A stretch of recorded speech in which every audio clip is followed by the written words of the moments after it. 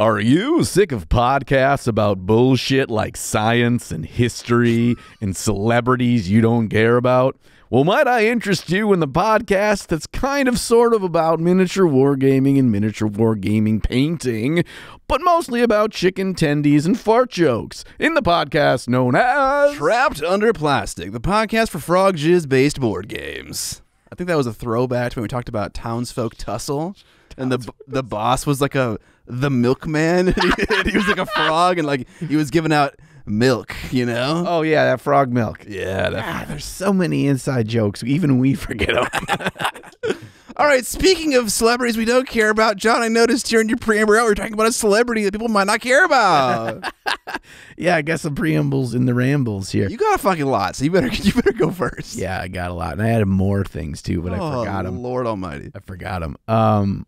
Okay, I remember one of them, so I'm going to start with that one. We need to come clean with the goody peepees, Scott. What have we done? The last two podcasts that weren't in Las Vegas, and we haven't decided yet for today, we have not eaten canes for lunch. That's true. Fuck. Okay, Dude, I forgot about this dark secret. Yeah, we had some fucking banchan, bro. Yeah, so it's some fried chicken. Dude, it is so good. It is a Korean fried chicken joint, and they got them wings on point, bro. Are you a soy garlic man or are you a spicy man? I get 50-50. You do a little mixer. Yeah, I do 50-50. You get an order, and they know their demographic. So right in the options for your picking your meal, it just says 50-50. It's not this Buffalo Wild Wings bullshit where it's like you got to walk this fine line of how many wings can I order to get 2 sauces. No. And it's like you're playing their game, and it's like, oh, the good special, lunch special, you can't. But if you buy the same amount of wings not on the special and pay $3 more, then you can. Fuck you, Buffalo Wild Wings. Yeah. Not a banchan, baby. Not a banchan. Yeah, and they got the options are simple. Dude, and they got those fries with the Parmesan. Dude. And I think they have like bonito flakes on them and like all kinds of like added extra bits. Yeah, Casa Bonito flakes. Yeah, dude, I took the ones that you gave me. I reheated them, ate them later. Oh, baby. Quality. So I think we have decided what we're doing for lunch. Game. Yeah, so we needed to come clean with our adulterous ways. Goody peepees.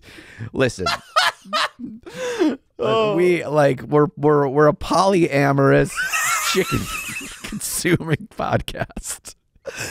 We like them all. Mostly the good ones, though.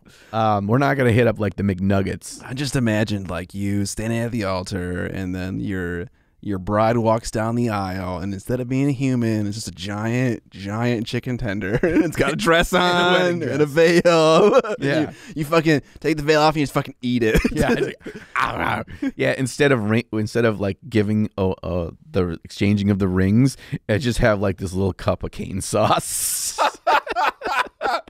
You just dip your little finger in there, and you bite their face off, and then you suck on your pinky. This is fucked. Okay, that was the pre right there. Yeah, that wasn't a single item on John's list. No. So Mark Mangagello finally got back to me, aka Joe Manganello. He, as far as I know, as of the recording of this podcast, he hasn't received the miniature that I painted for him yet. Okay. But through the grapevine, he found out that I did it. Nice. And then Broken Anvil reached out to him and was like, hey, there's this. We just wanted to be, sensitive that, like, is it okay if we send it to you? Here's the video. He watched the video and he's like, fuck yes, send this to me. This is awesome. So that felt really cool. Nice. And then I have a whole little handwritten letter in there that I wrote to him that he's going to get to. Hi, Mr. Manganello. I love Magic Mike and yeah, obviously, Smurfs. Obviously I started that way.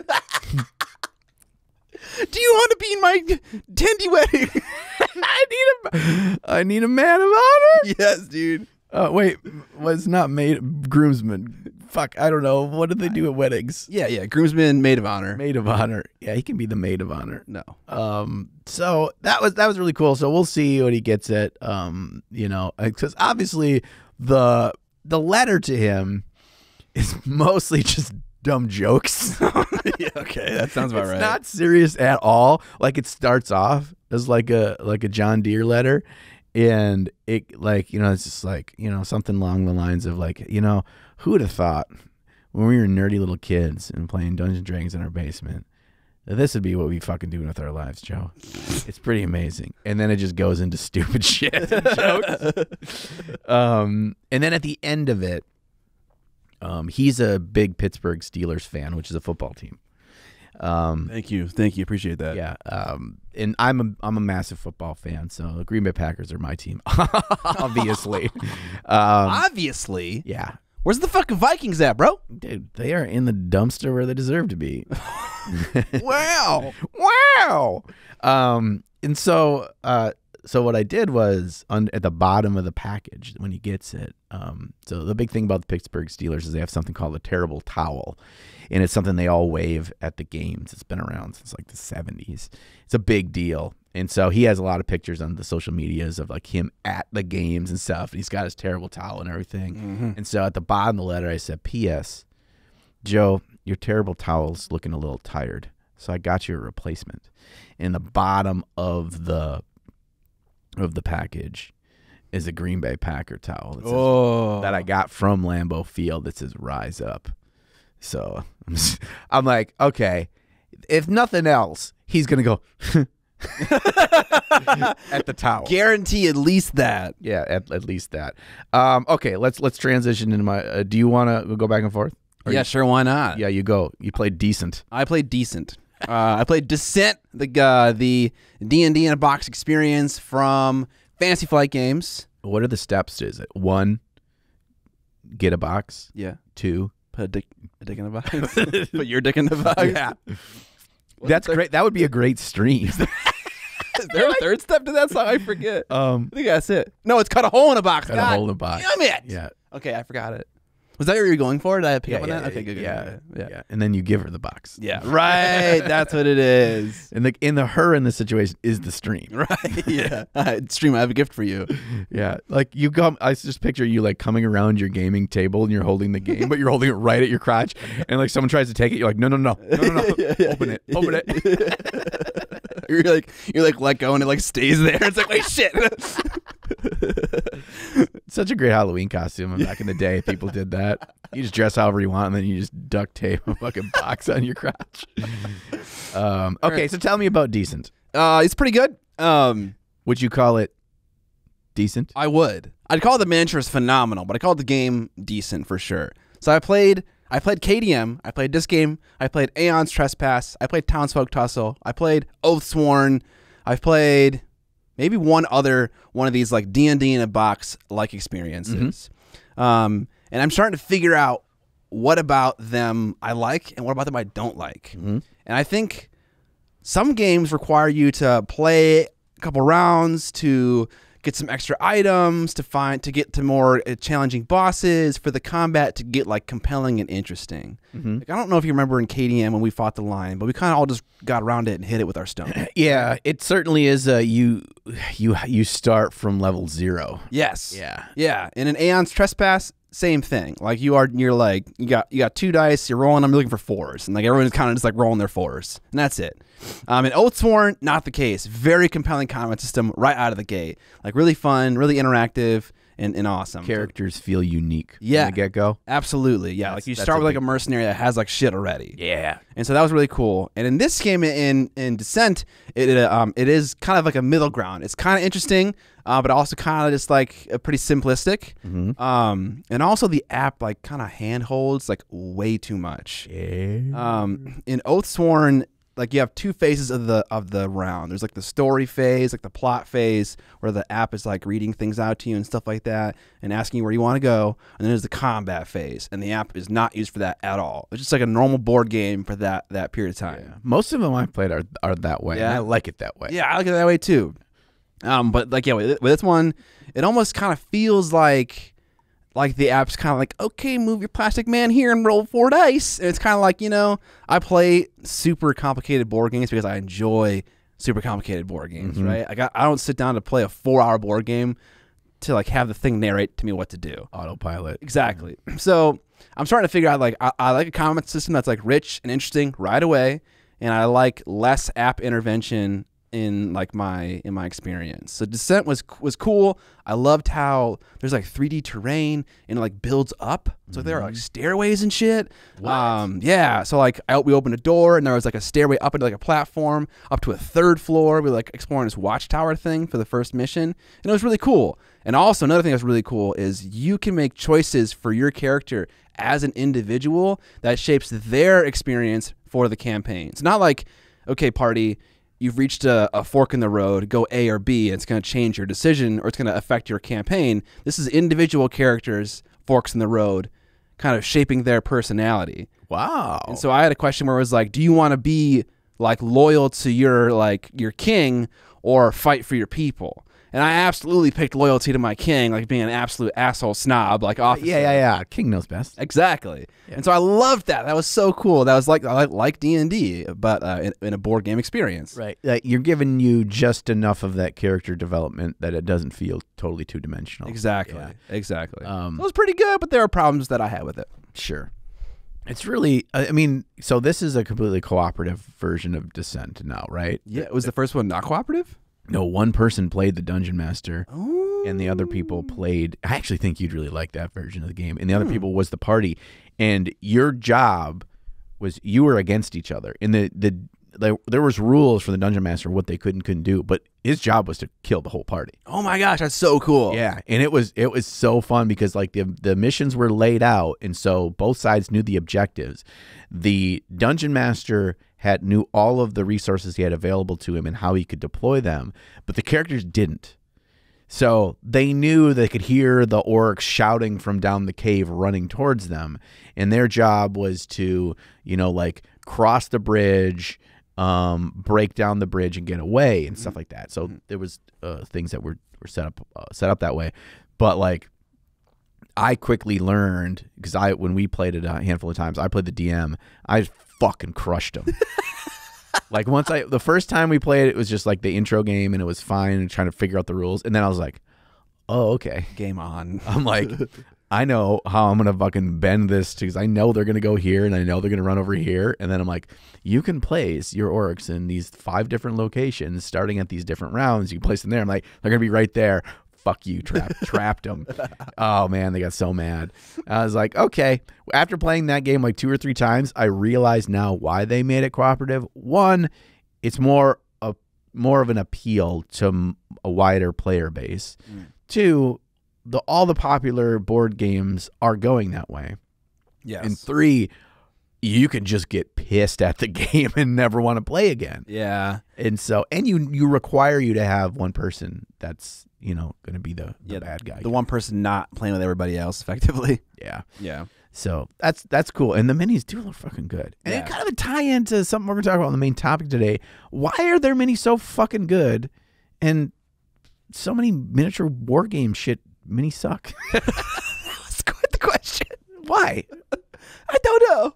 It doesn't make any goddamn sense to me. We'll discover. I mean, I feel like this is an outlier, having played so many board games and looked at so many models for board games. They all kind of live in this middle gray area. They're like C pluses. Yeah, exactly. Yeah. And this one, for some reason, Descent stands out from the rest, like wildly. Yeah. So I don't know what they're smoking over there, but they should keep smoking it. Yeah, I'm all about that. I kind of want, like, this is the actual, of all the ones that I've played and seen, like Tainted Grail minis look pretty damn good. Oh shit, I forgot about that game. Oh my god. Okay, I need to make a note of that. Yeah, Tainted Grail looks pretty sweet. I've like every time Dan gets another Kickstarter in, which the answer is all of them, he gets all of them. I sit and I open the box, and we look through the box, and I mostly just look at all the minis. And that's the only game he's gotten where I'm like, damn, these are good. Obviously, other than KDM, but yeah. But yeah, that's just like, it's wild because some of the other ones, there's some that are solid, like the one we're playing right now, Bard's Song by Steamforged Games. They're solid. They're certainly more than a C+. They're like a solid B. But a lot of the regular monsters are kind of okay. some of the goblin and orc sculpts are like really good, and then some of the bugbears are kind of dumb, and then there's some of the bigger monsters are really good. So, but yeah, by and large.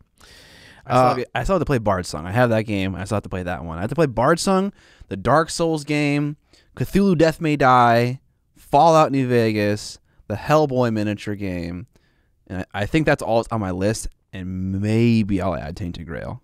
Okay. And then I can finish that video. But do yeah, you go. Oh, you gotta. Do you play them on stream? I'm thinking like. No, we don't. Okay. I try to. What I'm trying to do is I have someone come over, like on a Friday, who like knows a couple of games, and we get through 2 or 3 games in like a 5-hour like session.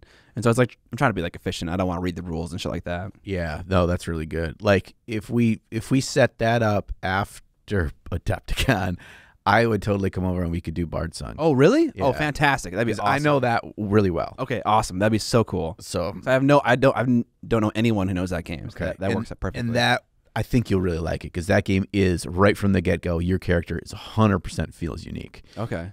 But there's so much depth in how you build them out and multi-class. Really? Shit. Multi-classing? So it's like there's like trees and shit like that, spec trees? No, how it works is you have abilities, and every time as you gain XP, you can buy or upgrade the abilities you have. So you can be like you shoot a fireball, or you have this cool teleport thing, or whatever. And as you level up, you can not only buy new abilities for your class, you can literally buy any ability for any other class in the game. Whoa, okay. So you're finding the synergies of like, okay, I'm playing a fire mage, but actually that paladin dude has a thing that's called like holy fire where he can't get the burning condition. Well, there's the thing with the fire mage where you can do an AoE around yourself that blows up everything within so many, squares away, but it also sets you on fire. Dang.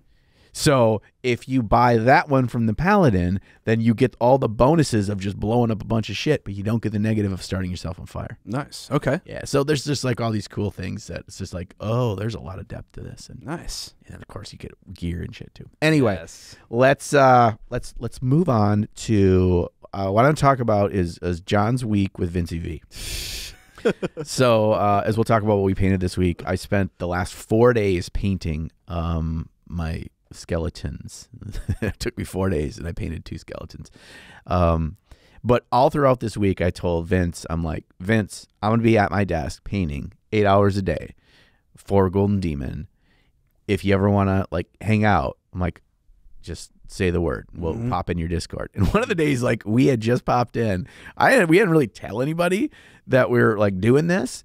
And you randomly popped into the fucking channel. It was so weird. It was like, hey, I'll fucking see you assholes. No, I randomly, I wanted to ask Vince a question. I was like, I'll just check Discord and not use Facebook because I normally talk to Vince on Facebook, and then you guys were just fucking there. And I was like, sick. I'll pop in and say hello. Yeah, and then you can have a conversation instead of having 72 messages back and forth. Exactly. So yeah, like throughout every single day, Monday through Thursday, multiple times a day in between his meetings and stuff. And Vince was totally working if his boss is watching. He was totally working this whole time, never was doing miniature painting. So he was working on his unit piece for Golden Demon, and we just talked about everything. We just talked about everything. Everything. We talked about music. We talked about Magic the Gathering. We talked about Golden Demon. We talked about miniature painters. We talked shit about everybody. Talked about life and death. Dude, we talked about life, the meaning of happiness.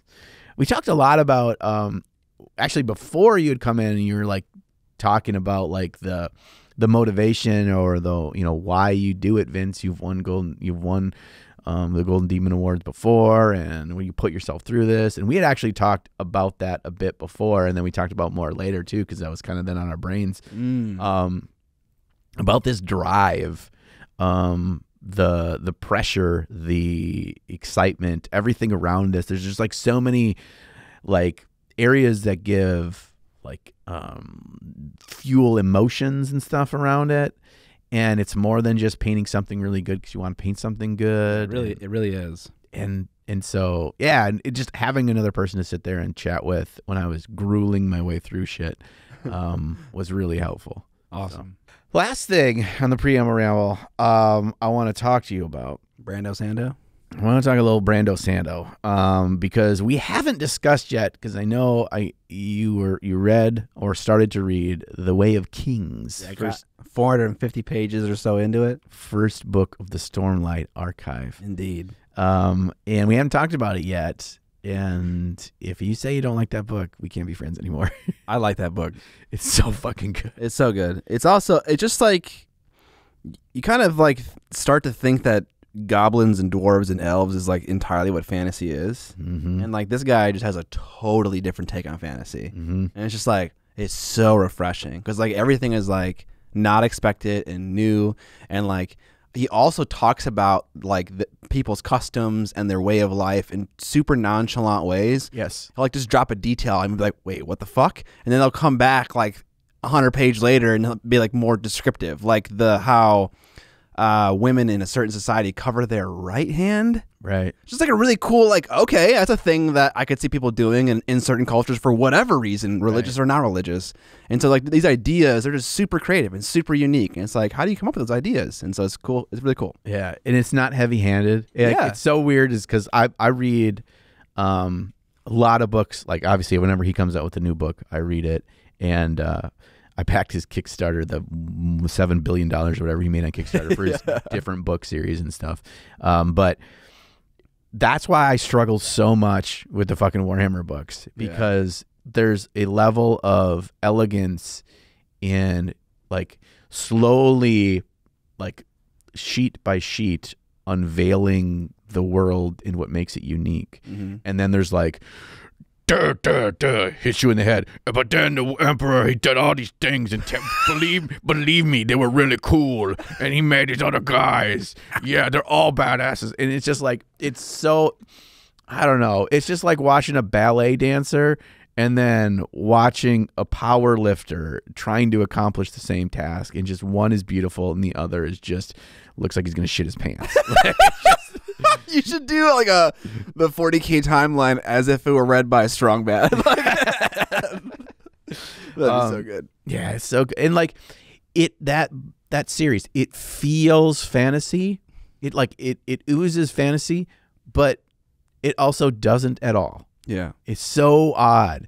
And it's following this, and there's so many interesting characters. Obviously Kaladin is such a great like anti-hero kind of a, you know, he's a good guy, but he's done some shit, and he's just been in these weird situations, and he gets to where he gets to. It's so fucking. I feel like I want to ask you a question about this story, but I don't want to spoil it for anyone who hasn't read it yet. But I'm confused about Kaladin and why he was imprisoned in the first place, because it seems like I don't fully understand the story.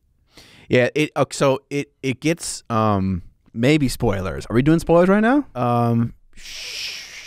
Well, no, this won't really be spoilers. Okay. So throughout this series, especially in books 1 and 2, they unveil that. Okay. They explain that, and they'll go back to his childhood, and you'll see it in various parts, and it's very clear, kind of like he sets it up really well with such a few amount of words of explaining where you are in his timeline and what happens there. And then sometime it'll go earlier, and then next time it'll go later. And so it bounces around in a way that it just doesn't like throw it all on you at once. Mm-hmm. And so as he wants you to get to know Kaladin's current situation and like his basic like personality and kind of who he is, and really establish that.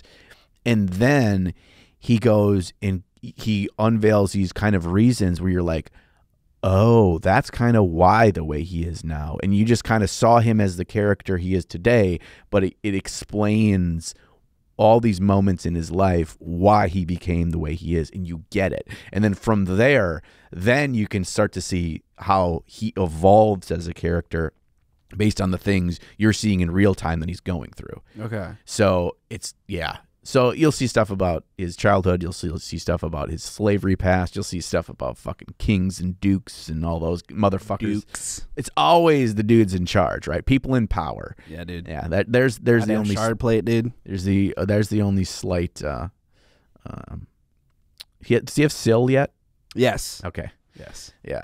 Yeah. Fucking Sill. Yeah. That cell. That thing gets crazy. That's it. Okay. Oh God. Yeah, we're now. Kaladin's part of a bridge crew, and now he's starting to really bring his bridge crew together and be a unit. Once you get to the part, Bridge crew number 4, baby. Yeah, number 4. Yeah, and so there's all this like things that like of that part especially, like all the stuff with the bridge crew is, in my opinion, the best parts of that entire series. Wow. The situations and the really like foundational stuff that happens with that, and like you really get to know these different characters that are part of the crew. Yeah. And some make it and some don't. And you get attached to these dudes. You're like, fuck, you guys are gonna make it. Yeah, it's so good. It's so good. And then you'll get the term bridge boy will start making sense to you. Bridge boy. Yeah, bridge boy. Oh no. Yeah, it'll all make sense. It's a term of endearment. Okay, good. I was hoping there would be like a small child who is part of a bridge crew. Oh, Cal is bridge boy. Okay. Yeah. So right. it doesn't start off as a term of endearment, but it becomes one eventually. Okay. Okay, so that might be a little spoiler. All right, so I'm so happy. I want you to keep reading it. I want you to like just try to say if you do like once a week, I'm gonna sit down and read for 30 minutes on it. If you do that, you'll end up reading more and more because it's such a page turner. All right, I can commit to once a week. That's pretty easy. Yeah. Okay. Well, gosh, look at all that preamps rams we got through. Preamps rams. Let's talk about what we painted. Did you paint any miniatures? Not really. I got a thing. Why do people say miniature? That word sounds so dumb. Does it? It does. I know a lot of people say it, and I'm going to take some heat for this. I think the word miniature sounds dumb. I feel like when you think about a lot of words, they all sound dumb. Yeah. Like grass. It just sounds like ass with the GR. Yeah. Yeah. Why don't you go cut my grass? I mean, words are weird, man. Yeah. But what's your beef with miniature? The word just sounds dumb whenever I hear it. I'm like, that's dumb. It's sometimes those things in your ears, they scream at you. That word screams at me. Okay. Every time. And I think maybe it's because I feel like people are saying it in a kind of a hipster way that's not how you're actually supposed to say that word. Okay. And like they're going out of their way to say it in a way that sounds more highfalutin. Okay. Yeah. And they probably aren't, but that's how my brain takes it, which makes me hate it more. Yeah. I might use the word miniature just because if I'm like talking about it in a video, I don't want to keep saying the same word over and over again. So I might say model, miniature, or like whatever, just so that I don't say like the same word and like the same like in subsequent sentences. You know what I'm talking about? Yeah. Like I don't like saying the same word multiple times. Yeah. Mini. Exactly. Like you can say mini a lot. It's one of the few words in our script writing that I feel like I can say that a lot. Yeah. Besides that word, yeah. It's like, oh man, I just said contrast in a sentence before. I can't say contrast for 2 more paragraphs. So there's another word that I recently took a lot of heat on in a recent video where I said Oregon. When I said Oregon Trail in that video. Yeah. You would definitely get shit for that. I got a dozen or more comments saying it's pronounced Oregon. No, it's not. Oregon? Yeah, they wrote it out phonetically. It's G-U-N at the end. Gun. Oregon. I'm just pronouncing it how it's spelled. It's spelled G-O-N. Gone. Oregon. Gone. What if it's like oregano, but without the end? Now I feel bad that I don't remember exactly the way they say it's supposed to be pronounced because it was so dumb. Fucking wrecked. Oregon. Yeah, it's where acento es grito sobre on. Yeah. Did you speak Greek to me? Yeah, Spanish. Oh, okay. The accent is on the. Okay. Is on the on. I guess you could say Oregon. Oregon. Yeah. Yeah, because G-O-N sounds like gin. Yeah. Nowhere else in the English language does that compute, but sure. Okay. Sure. I fucking wish we had the Vince button right now, but I don't fucking have it. All we have is crowd. They agree. Crowd agrees. It is pronounced Oregon. No. Okay. What did you paint? I was testing some Scale 75 drop paint on stream. And I was, which we'll discuss later in the extended portion of the podcast episode. If you're a patron, you get access to that. Link below. And I painted a gravesite marker, and I painted like the base of this descent guy. I also painted this descent guy a little bit more during my Sepulchral Guard meeting this past week. Nothing very impressive. So what's you have a Sepulchral Guard, like no, wait, you have a challenge in your Patreon. So yeah, there's a quarterly challenge for the point system to get you extra points. And then the Sepulchral Guard meeting just meets once a month, and we like just talk about what we painted. Sometimes we have a specific goal. Sometimes there isn't one. Sure. Okay. All right. Let me take a looky-loo on this. It looks very saturated. Oh yeah, the Berserker from Descent is very saturated. I going for a very purple yellow thing, like the cream of the what is it called? I don't know. His like fucking skirt loincloth thing has some warm yellow in it, and then I have like magenta that's highlighted with a nice blue, and then some like very vibrant yellow claws that I'm not super sure on if I like. I don't know. They look kind of a little weird. But there's yellow in his eyes too, so I kind of feel like if both the claws are yellow and the eyes are yellow like that, it's kind of like a nice little spot color. I think it works. I don't know, maybe instead of the darker parts being basically a desaturated color like a black, you go for like a green, like a deeper forest green, going up to the yellow.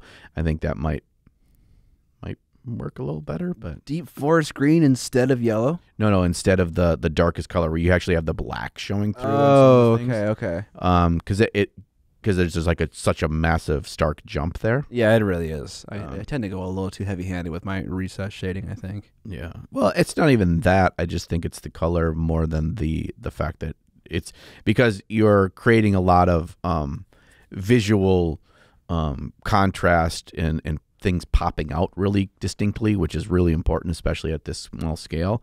Yeah. Just fucks with it. I fucks with it. This fucking guy, I used a drop paint that was like that greeny color, and fucking I love that drop paint. It's just like really mild, sagey, bright green color. That's like it's like the Vallejo ice equivalent of green, and it's just like it's so nice. It's like a pastel sage. Yeah, it really is. It's super nice. So I think I'm gonna be using that paint in my arsenal a bit more. But yeah, he's very simple. Yeah, but no, I dig that color too. And it seems very eerie.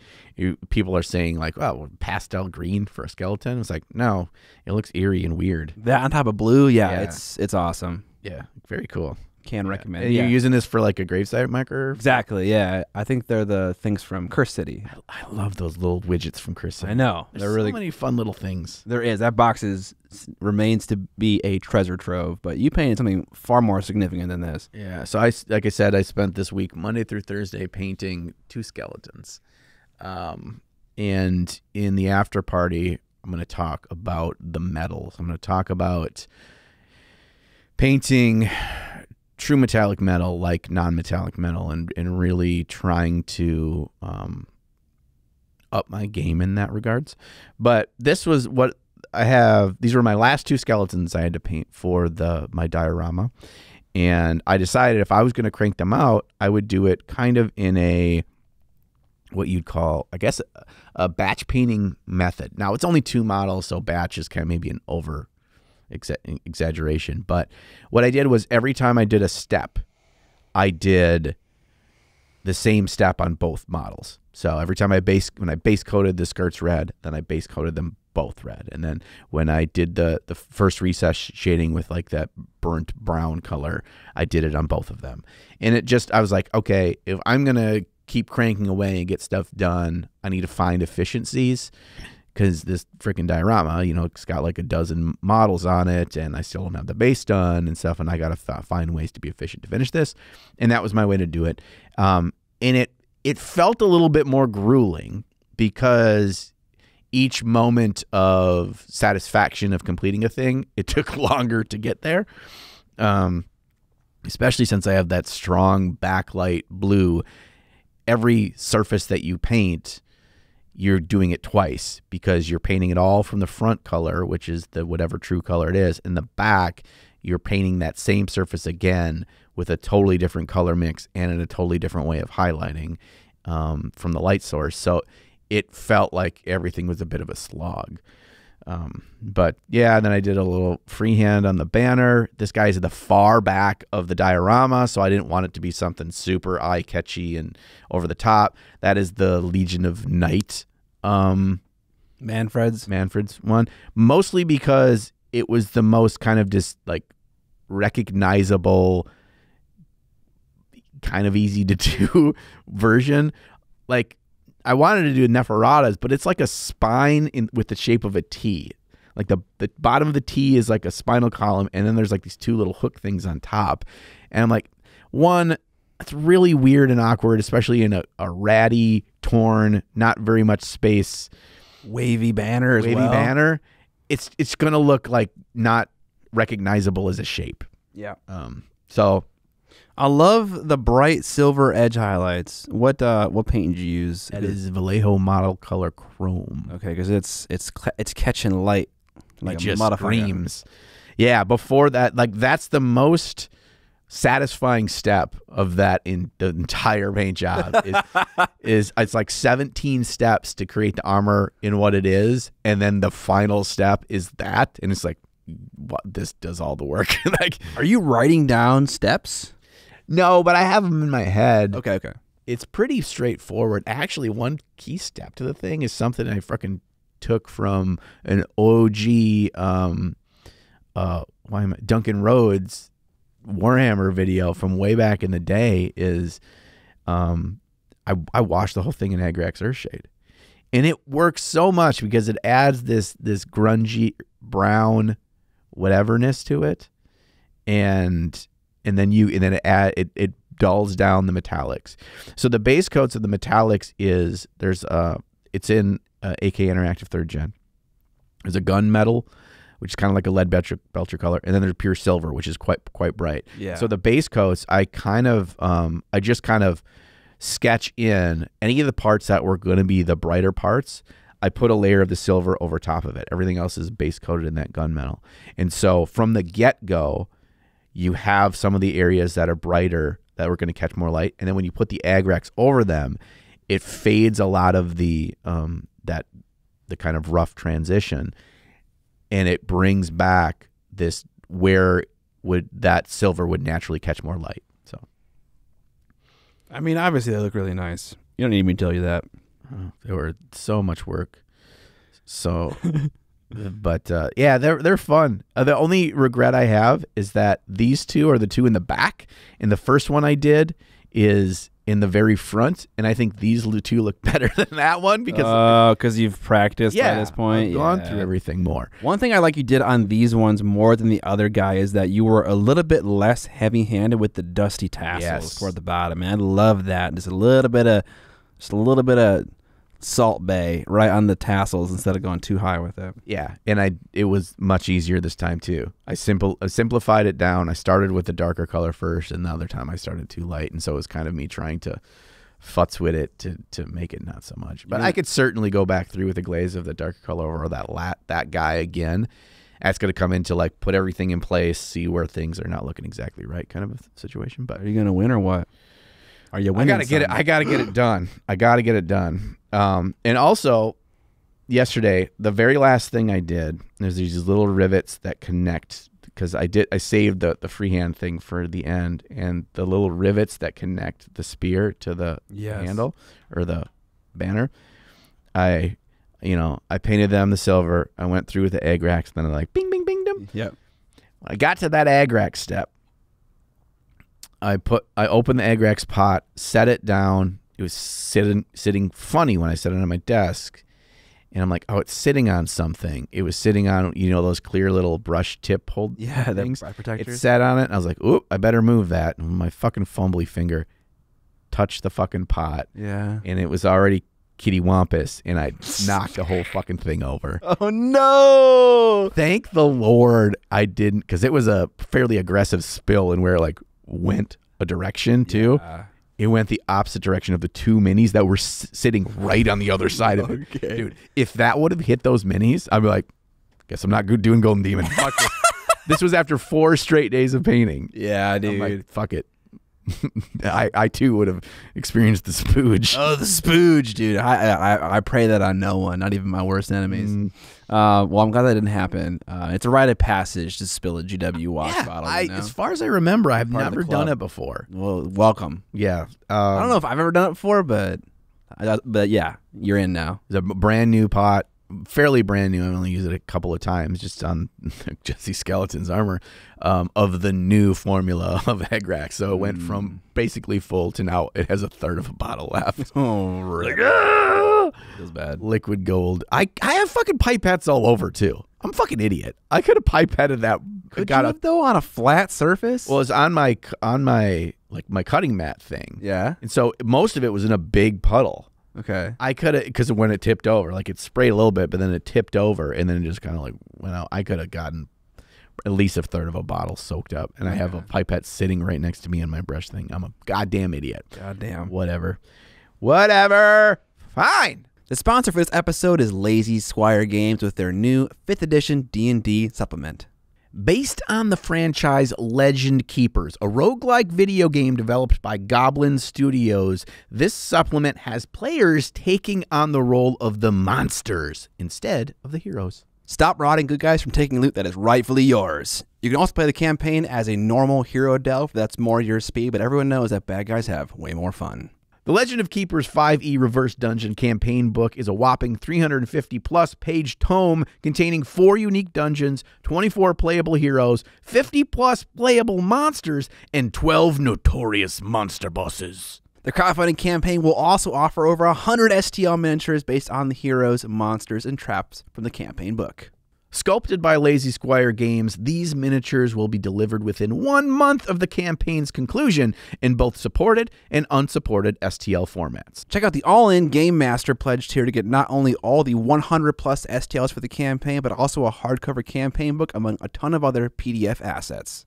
The campaign is also offering over 200 STLs from Stonecraft Dungeon, Lazy Squire Games' new line of 3D printable terrain. Players will be able to use these models to craft expansive and highly detailed dungeons from the Legend of Keepers campaign or from their own fantasy adventures. You can find the campaign linked in the description or show notes below, depending on where you're watching or listening. A big thank you to Lazy Squire Games for sponsoring today's episode. Now let's get back to Tup.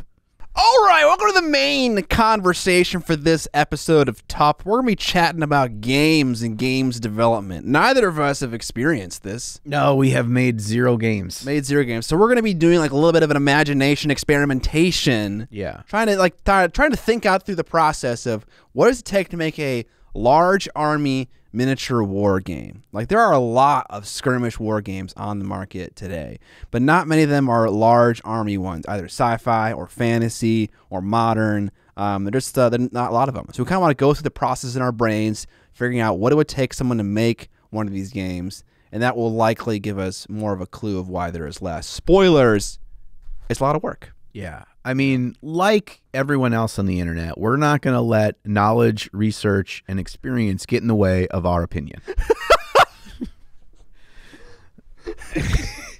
That should be really the subheader of the entire fucking podcast. Yeah. We're not going to let knowledge and experience get in the way of sharing our opinion. Yeah. Okay, so where do we begin this, Scott? Where is a logical place to start? We begin with the lore. So, okay, obviously, before you start getting down into the nitty-gritty of drawing concept art and sculpting and painting box arts and finding packaging, you have to figure out some kind of detail that unifies your whole thing. Every single one of the big box games that I have discovered have some amount of like lore to the game. And so I believe that you could develop that, like what binds everything together in your game, the aesthetic. You could do that in tandem with also rule development.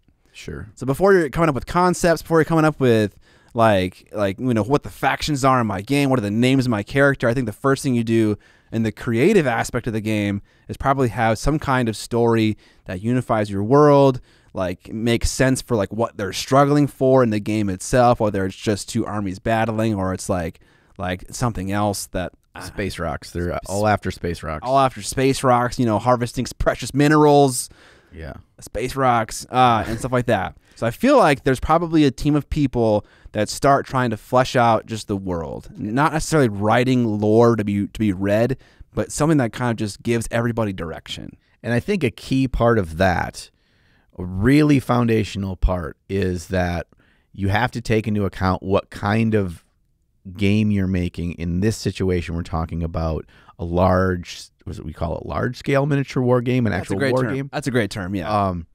And because the foundation of your world and how things are happening, why they're happening, who feels what are you warring over, has to be at a larger scale, right? It has to be whole nations or whole planets or civilizations or whatever, because massive battles are happening here. Right? I mean, you can't have where it's like, this is a small elite squad of 7 men that live in the sewers, and they're going to take on all of the robots.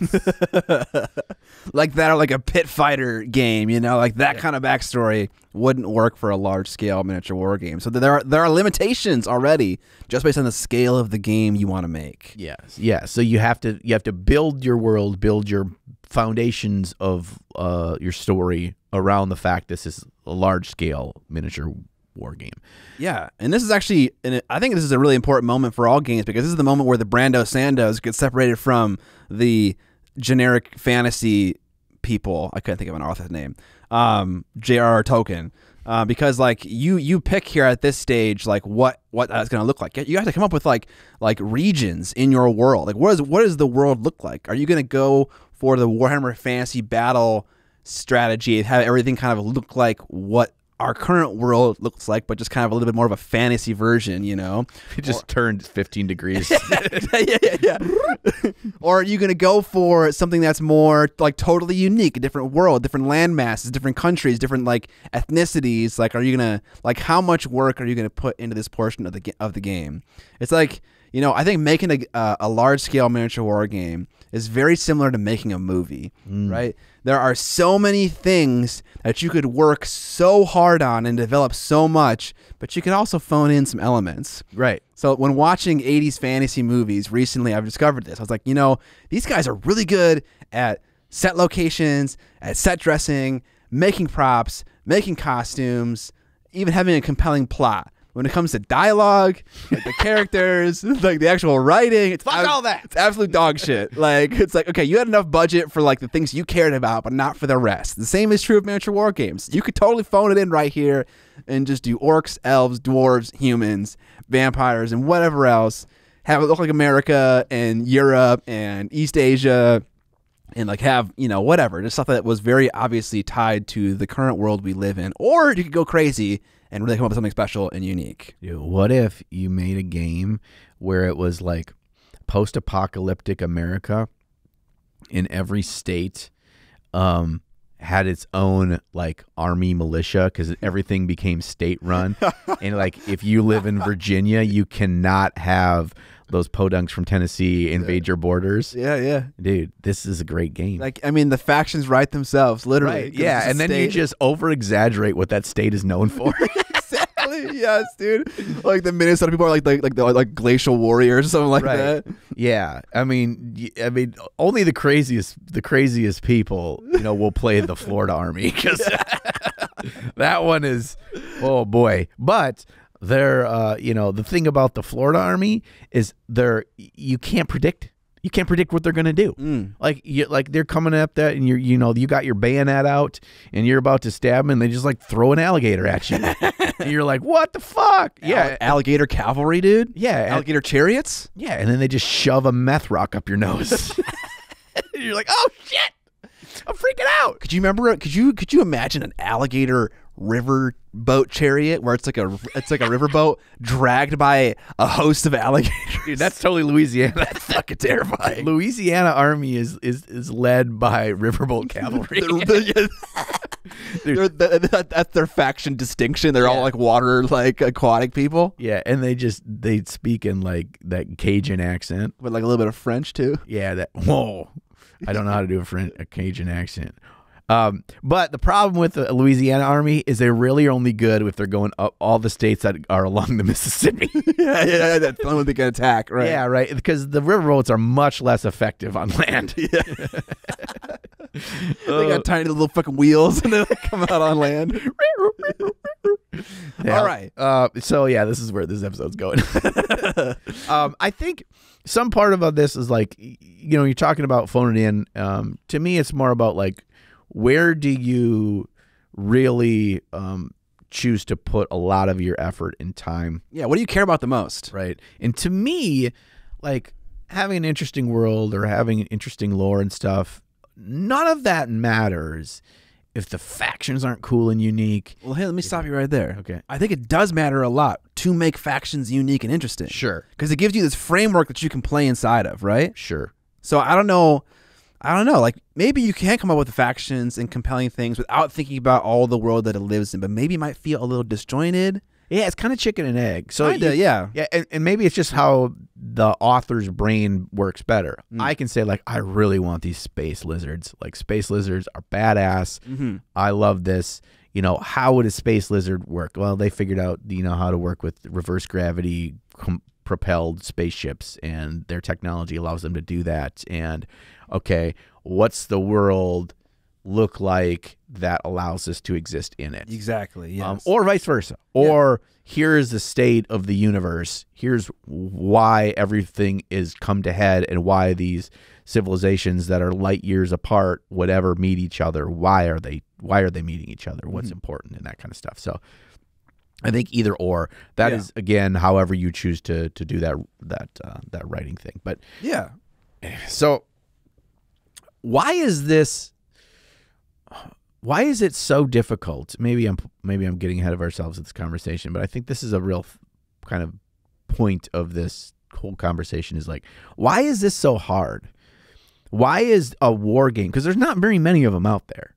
No, there isn't. There's a buttload of skirmish and smaller ones. Yeah, like constantly coming out. And we're not referring to people that write rule sets for large-scale miniature war games, model-agnostic games. We're referring to companies that like make the whole model range and the rule set and everything. Yeah, it's an all-in-one package, right? Yeah. Because I think that says a lot about if you really want it to feel unique, if you really want the factions to be part of this world and this is how they are, really investing that this is the game that you all should be playing. That includes having visual representation. That means miniatures. Yeah. That's not to say miniatures agnostic games are bad or you shouldn't play them. Just saying like the investment of really making a thing. Yeah. Also, like, I don't know if this is a fair thing to say, but I don't know if a model agnostic game system is ever going to reach like insane levels of popularity. Just because it requires a certain amount of work for the buyer to have to really invest and figure out. It's like you have to go and hunt for the army that you want. And to some people that's really compelling, but I think the average Joe just being handed a box of Space Marines and being like, this is your faction, like these are your Blood Angels, this is what you can take. It just makes life way easier, and you can kind of shop and pick and choose, like, oh, which Space Marine do I like? Do I like the red ones or the green ones or whatever it is? It just makes life way easier. And I mean, think about it, going to your local store. If you have no idea what miniature war games are, or you have no idea about, you know, what these kinds of games, even how they work or whatever, if you got a big wall of sweet ass looking painted models on the front cover of the boxes and you're looking around and you're seeing all of them, think about that first time buying experience, or not even planning on buying but making an impulse purchase, compared to there's a book. It's light years difference. Yeah. You know, and seeing something, that physical thing, will get you more excited. Yeah.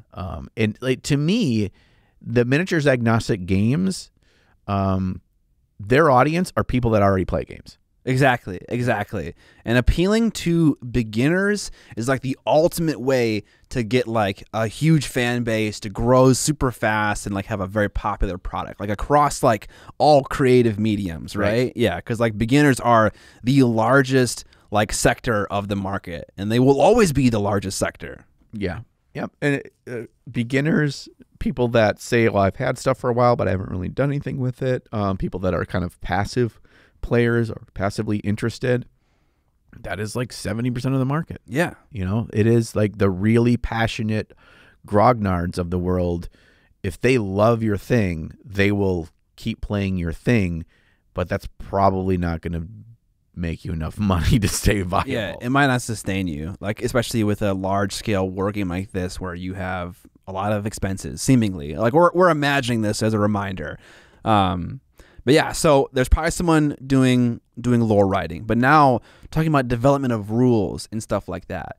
I don't really know what this looks like in a company's like perspective, but how I imagine it is that people have mechanics from other games they appreciate and they like, and they have mechanics from other games they don't appreciate and don't like. Yeah. And so you start out in the beginning with this soup bowl of like things that you like, and you're like, okay, I need to start killing my darlings here. I need to figure out like what is going to work in this game, what things work together, what things don't work together. And so you start to put together these mechanics, these rules you like from past experiences and from things that you like, that you're starting to figure out. Like for instance, yesterday while writing the Age of Sigmar script that I'm running right now, I was like, what if in a game system that I'm trying to think about, what if you could pay when kitting out a character to reduce the randomness of equipment? So say like the example I thought about was like Riders of Ruin for the Blood Knights. Like what if like there was a 200-point version of the unit where Riders of Ruin went off on a 2-up, and there was a 185-point version of the unit where it went off on a 3-up, and there was a 215 version point of the unit where it went off on it just go off automatically no matter what, no dice roll at all. So you pay however many points you see fit to reduce the risk factor as much or as little as you want to. You know, so that was like that's like an idea, and so I'm going to experiment with that idea in my game that I'm making. Is it good? Is it not? Kill it if it's bad. So, but like, I would love to understand this process like more, because I feel like there's way more that goes on in development. But I think maybe it starts there. Yeah, I think the things you're talking about are kind of like foundational elements of the play experience, right? Yeah. I want my game to have a lot less feel bad moments that come down to 1 or 2 dice rolls over the course of the full game. Right. I want that to not be there. Or I want the world and how the game plays to feel completely chaotic, but there are so many dice rolls across it that any 1 or 2 aren't going to totally swing the battle, right? So you have these like high level clouds of spheres of influence that these will dictate the decisions. So I think that's important, is starting with your big blocks or your big boxes, and you're finding things to put in smaller things, more detailed things in those big boxes. I think a big problem or a big difficult step for this is the larger your game in terms of number of models, in terms of number of things on the table, in terms of the more you do, the more dice rolls will happen, the more decision points there are. The game quickly becomes super complex. And that's, I think, the biggest difference between like, look, you know, GW makes Warcry. Warcry is a really good game. I like Warcry. Why can't they make Age of Sigmar equally as tight and as good as Warcry? Well, you know, you're trying to fit a pumpkin. Where's this going? You're trying to fit a pumpkin in the produce drawer of your goddamn refrigerator. It doesn't fit. Yeah, there's too much going on. It's too much. Well, now if you're like, look, I can sacrifice the milk and, you know, the orange juice thing, and if I take all those from the big main section of the fridge, and I'm willing to not have those in my fridge anymore, I can fit a pumpkin in there. There's so much, and at scale, the larger you scale it up, the more minutia there is. Right, yeah. And some ideas you might have might be legitimately good ideas, but they just don't fit in the game that you are currently creating, and so you have to remove them. So yeah, I'm assuming there's a lot of that going on. At some point, you probably develop you start out in that high level area, like you're trying to come up with the pillars of your gameplay experience, and then you're coming up with mechanics that help to like encourage those kinds of gameplay experiences. So if one of your one of your desires is I want it to be chaotic and random and appeal to the Timmies of the world. If you don't know who a Timmy is, check out Vince's Warhammer Weekly, where he discusses the psychology of gamers. You have Spikes, Timmies, and Johnnies, and we all kind of live in these three worlds. So now that I know I want a game that applies to Timmies or is good for them, I'm going to have more dice rolls in my game, more randomness, more chances for like large risk swinging moments that encourage that kind of gameplay experience. And then probably at some point you get to the point where you have a basic rule set that could use some play testing, right? Yeah. You're using basic little tokens that aren't your final miniatures. You're trying out simple interactions, not entire games. Like if you want to try out, say, like a combat, right? You'll get 2 pennies and put them together, and you'll see what that combat looks like and feels like. And you'll play test elements of your game before getting to the point where you're actually testing like a whole gameplay experience, right? Yeah, you're doing these individual chunks. Like, okay, here's what the combat phase looks like, or here's what the deployment phase looks like, and the bigger your game, there's more of these things, and then again, because there's more stuff on the table, each of those mechanics needs to be super tight because there's all these variables that are going to come into play later. Mm-hmm. And that's where things, I think, really get wonky, is when you have this ratcheted system, this basic kind of skeletal structure of how your game goes, and you're trying to keep it from completely falling off the tracks when you add all these smaller variables. Mm-hmm. And that's where I think, from a gameplay mechanic standpoint, why large games seem in general much less balanced, universally fair. It's always a fight. It's a push and a pull because there's so many more variables involved in it, that it's very difficult to maintain some kind of a balance. And the more you want things to feel unique and different factions to feel unique, well, it's not just this one guy in my warband of 5 guys. It is, this faction feels unique because it can do these awesome teleport things. Well, that's an entire army. That is an entire thing that you've given all this ability to. How does that fuck with your underlying rule system? Yeah. And can you find that middle ground, that balance? Right.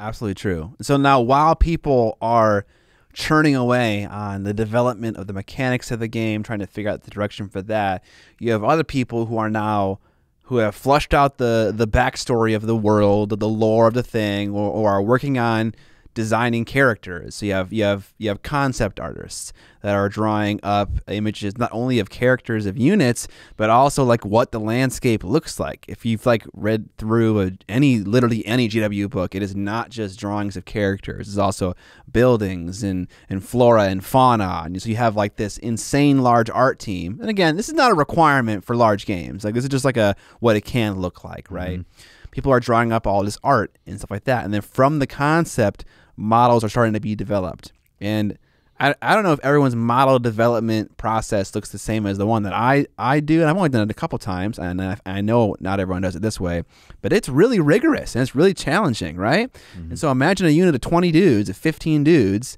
It's are they all going to look unique? Are there going to be duplicates? If they're all unique, do I have to fucking go through and review every single model and try to figure out what details about them I like and what I don't like? And I have to figure out how is a faction going to aesthetically feel like it belongs together, even though some of the units look differently. It's really that is so terrifying to think about how much work that would be, going back and forth with artists until you develop a vision for a faction and then sculpt for each individual model to the point where you're happy and proud of all of them. Man.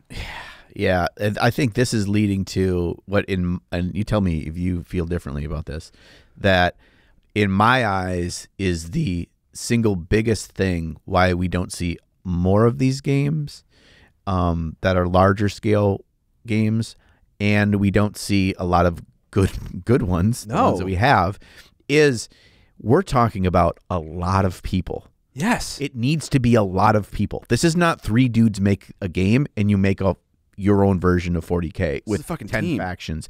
This is dozens of people because you need to have a whole art team. You need to have a whole sculpting team, and those teams work together, right? But they still you need to have structure where not every single question goes up to the person in charge. You need to have management structure. You need to have people that are working on all the advertisement side of things. Like this is a full company, and that means a lot of money. Yes. And we're not talking about making $1 million on Kickstarter. That's not nearly enough money. You don't think you could bankroll a game with $1 million? I feel like you totally could. No. What are you paying these people? I don't know. I mean, if you're paying them $10 an hour, you could can you get the whole thing done in a year? Because our money runs out, and then you need to have enough money to actually produce, right? Because that $1 million is not just to have the people do the work; it is to actually produce the things. Yeah.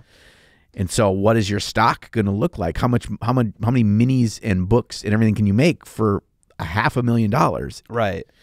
So yeah, we're jumping ahead a little bit. Yeah, you can start to see the runway is insanely long, or it could be insanely long for a game like this. Again, people make games for large scale armies, and they skip some of these steps a little bit, and they don't care as much about certain elements as others, so they spend less time, less money, less energy on those elements.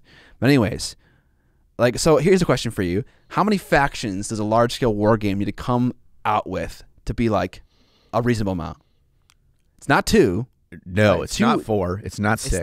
It's not 4? No, it's not 4. It's got to be 6. Yeah, I think it's more than that. No fucking way. 6 is totally legit. I don't care about the game if I don't feel like what I pick is unique. And I think a lot of people feel that way. What are you saying then? What are you saying? Okay, so you can trick with this a little bit. So Okay. and you can do the old Space Marine Chaos Space Marine treatment of this, right? Okay, yeah. Where Space Marines, that's one faction. Don't bullshit me. It's one fucking faction. You just painted them a different color. And this dude is got a little extra roby thing, or this faction can do this kind of a gun or whatever. That's one faction. I'm sorry, it is. But you could do that, right? You could have 6, but the main good guy one has all these subsets or whatever, which is just what fucking color you paint them.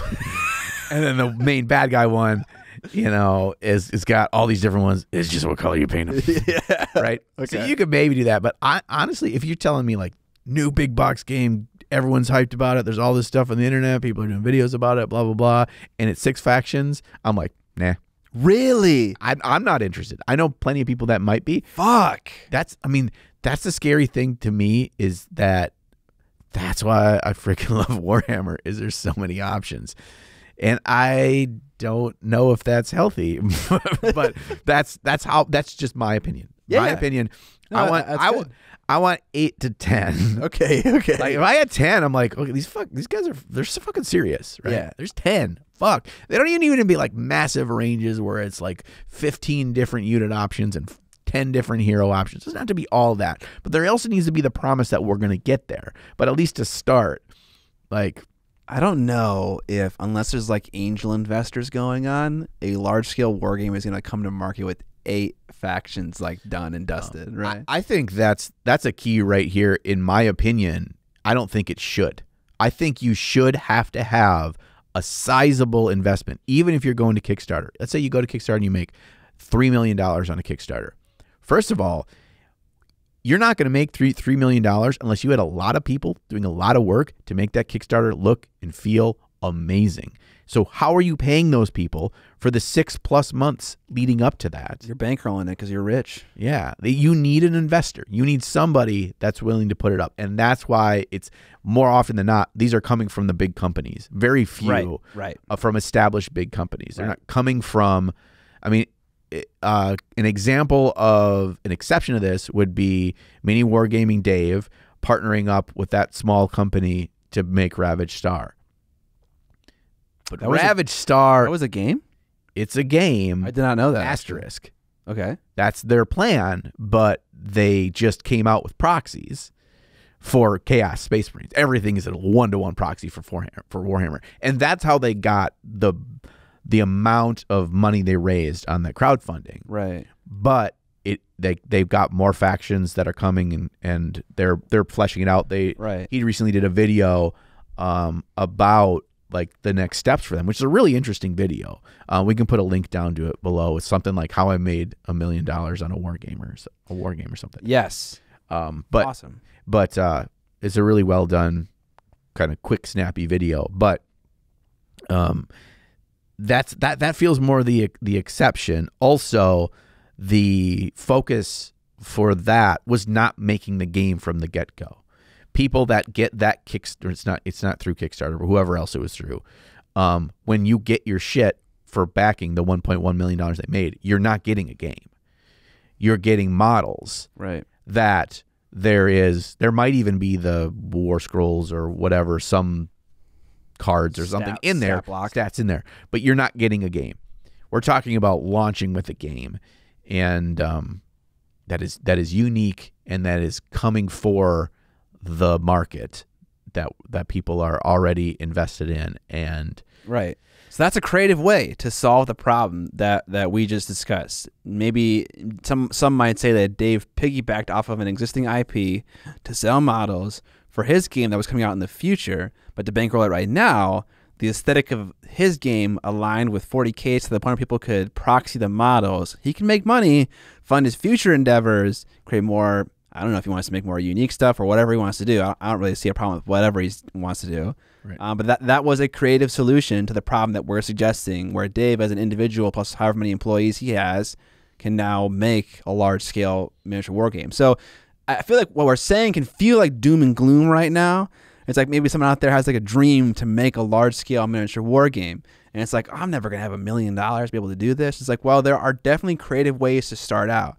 I'm also not saying that creating a rule set initially wouldn't be a terrible stepping stone. You know, that might be a great stepping stone for someone who is like low or no budget, you know, got that going on, right?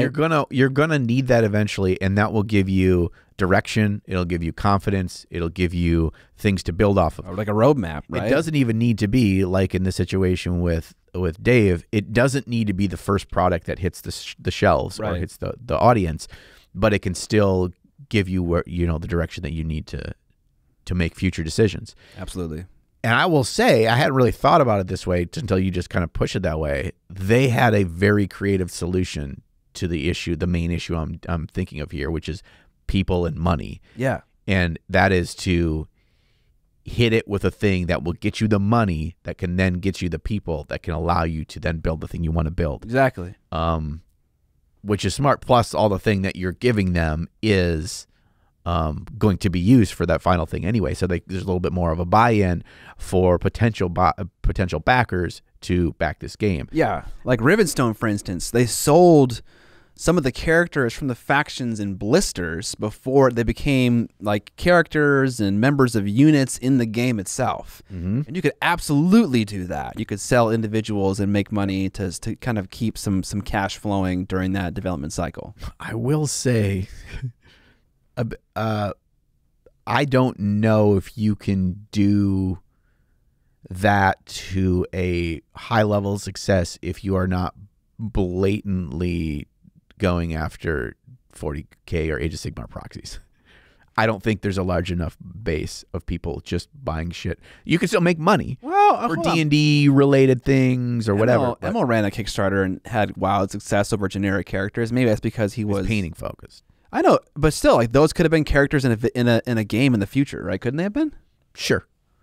Yeah. Or like there's tons of Kickstarter campaigns that just sell just models, right? And they have some fucking lore attached to them, and you could even have like the lore of your game attached to your campaign, where you're selling models that will eventually be in a game, but they're not packaged that way yet, right? Right. Yeah. I mean, I don't think $350,000 is going to do it. Right. No, you're right. It isn't. Maybe it's going to like start up maybe like your 3-person team. I don't know. Yeah. You got to start somewhere, right? Right. Not everyone starts with a company. I say you need to find a rich motherfucker that loves this shit, that loves your idea. Ideally, they're old. They don't have kids anymore, and they're just like, Yeah, here you go. Maybe they're senile. $2 million. Make it happen, Captain. Yeah, if they forget that you took money, you just take it again. Don't say anything. Yeah, I mean, I wouldn't probably do that, but I mean, you could. Listen, they'll get it all back once you're all those boxes are on the shelves. Yeah. So to me, when we're talking about why aren't there more options, why aren't there better options, it's money. This thing, it's such a hard nut to crack to get over that massive tidal wave that is Games Workshop, because they have. You don't have to get over Games Workshop. That's a misconception. I don't know. So let's talk about it. Okay. What do you have to do to be successful? So first of all, we're still in concept drawing, but we can fly through this, because so it's basically like concepts. Okay, sculpts. Okay, sculpts are good. Check. Okay, engineer the sculpts to be cut up for casting. Okay, they're engineered. They're cut up. Okay, make the mold. Okay, great. Cast the models. Okay, great. Make the packaging. Okay, great. Done. All right, that was 5 steps that will take you a long time, 2 years, and a fuckload of money for 6 factions. Okay, that will take forever. Yeah. Okay, all right, we're done. We got boxes, we got packages. They look beautiful. They're gonna get bought. How the fuck do we get people to play our game? Right. See, this is the interesting thing. People talk about games like A Song of Ice and Fire, and they're like, "Oh, I love that game, but no one plays it in my store. And so I don't want to play it in my store." So the question is, how the fuck do you get that first person to be an advocate for your game and bring 2 armies to a store to teach people how to play? Like, how do you encourage people? Now, not only how do you encourage stores to buy the game and pick it up, but how do you encourage people to buy it off the shelves and play it to create a community in your area? I think what the answer isn't is just give the box away for free at conventions, because CMON has been doing that, and that doesn't seem to work. No, they gave Song of Ice and Fire to like 2,000 people. Well, I wouldn't say that game was. You wouldn't say that game is working right now. Again, I don't know close enough to know its numbers to know. I mean, it's probably working well enough to where it's making a profit. It's under the umbrella of a massive company that doesn't need it to do everything, because there's wings of that company that keep it up, right? So the name in the market of CMON, the reach of CMON, the money that organization already invests in marketing and advertisement, that's not coming directly out of this 3-people team that's making Song of Ice and Fire's budget. So they have a lot of things going for them that you don't have the luxury of if the game isn't made by a company that's already well known in the market. I think there are more than 3 people working on Song of Ice and Fire. Well, no, what I'm saying is, if you and I started a game, Song of Ice and Fire, and we brought it to market, there are expenses we would have that are not coming out of Song of Ice and Fire's budget for CMON. Right, and exposure and all the other benefits of being a CMON game. Right. Yeah. Right? So earlier you mentioned marketing, right? Yeah. I think this question starts there, right? You need to have some kind of marketing team that's able to push the information to people, like where they're at, on YouTube channels, in magazines they're subscribed to, in books they're buying, like whatever it is. Like you need visibility, number one. Yeah. You need to take out advertisements on Facebook and on Instagram and on advertisement opportunities for banner ads on like Element Games websites. Absolutely. And Board Game Geek and all these things. Like, you need to go where your people are. You need to have an outreach team that is boots on the ground outreach team that supports local game stores. Absolutely. Right? Absolutely. And guide them, help them, send them free boxes, help them set up game experience nights, all those kinds of things. Yeah. It doesn't matter how good your game is if nobody knows it exists. 100%. Yeah. You need to get the game out there. And I think the thought that I'm not going to beat GW in 1 year, in 2 years, in 3 years, so why bother trying? I think that is a bad thought to have, because they got here in 30 years, right? Yeah. So it's like, in no fucking world are you going to compete with them in 5. Right. So like, I think some level of success and relevancy is like a good like metric for I'm on the right I'm on the right path. I'm finding success. I'm growing. But it takes time and work and like, you know, endless work, right? So it's not just like I had a good, you know, crowdfunding campaign. People bought the game. I made the things they asked for, and now I'm gonna sit on my hands, right? Yeah. No, now it's like it's time for faction number 9, bitch. Like you are going, you are developing the rules. You're creating seasons for the game that make the rules compelling and interesting, so people keep playing it and don't just stop and stagnate. Like it's not over yet. It is a constant thing, and that's where board games really separate themselves from miniature war games. The development cycle doesn't really end when that first box hits the shelf, right? Right. Yeah, that is a massive thing, and probably another reason, I would say it's safe to say, it's another reason why there's not very many of these big games.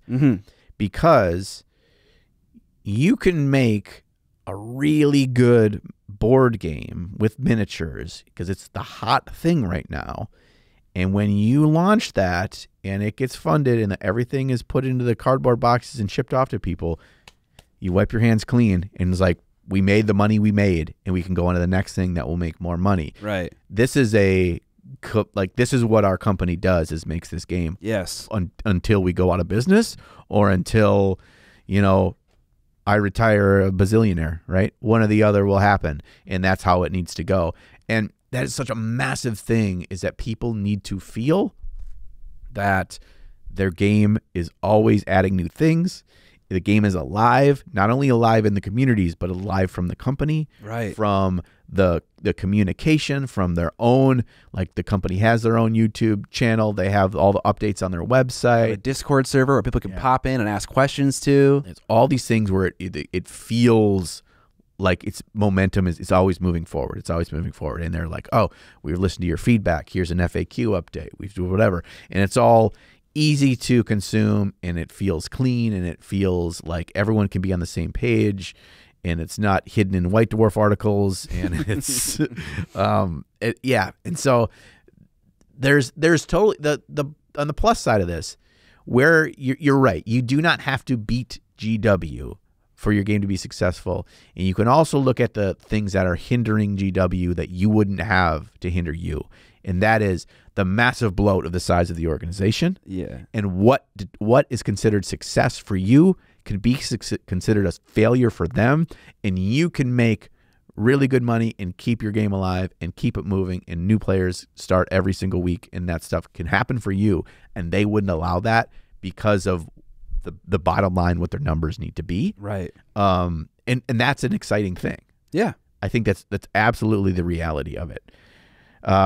But people don't do it because it's really fucking hard. It takes a long time, and it takes people who are really dedicated to the idea, right?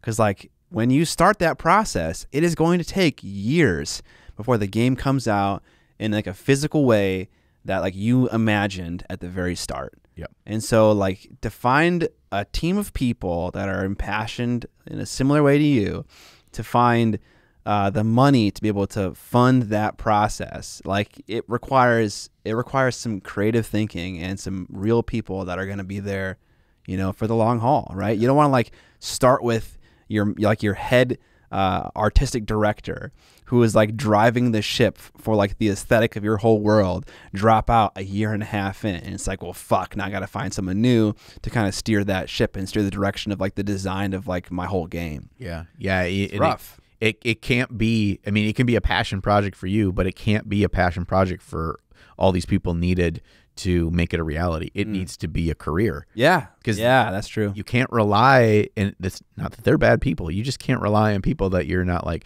you need to work on this 40 hours a week and I will pay you to do that.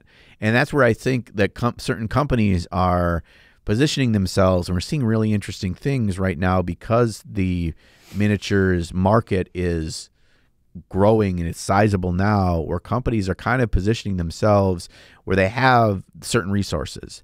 And I'll say, I think Broken Anvil is a great example. They have all these wonderfully talented, interesting people on staff.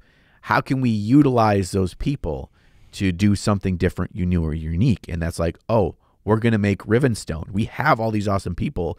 We need a couple new people, right? We need the people that are writing the rules, that are playtesting everything, all that. But we have all the concept artists, we have all the sculptors, we have all these wonderfully creative people and people and they build a market for their brand. And they're not the only ones that are doing things like that. No. Like you have a foundation, and some of the stumbles that you're going to have is like sheer quality people with the skill set for this. You're going to need those. To do that from scratch, it comes back down to it. You need to have a big bucket of money. Yeah, but there you go. You actually just described a way that someone could do this without needing a bucket of money in the beginning. It's like, what if the first thing you did was started a Patreon that sold STLs month after month, and those STLs eventually went on My Mini Factory and sold for one-offs, but they eventually became sculpts for units in your game, right?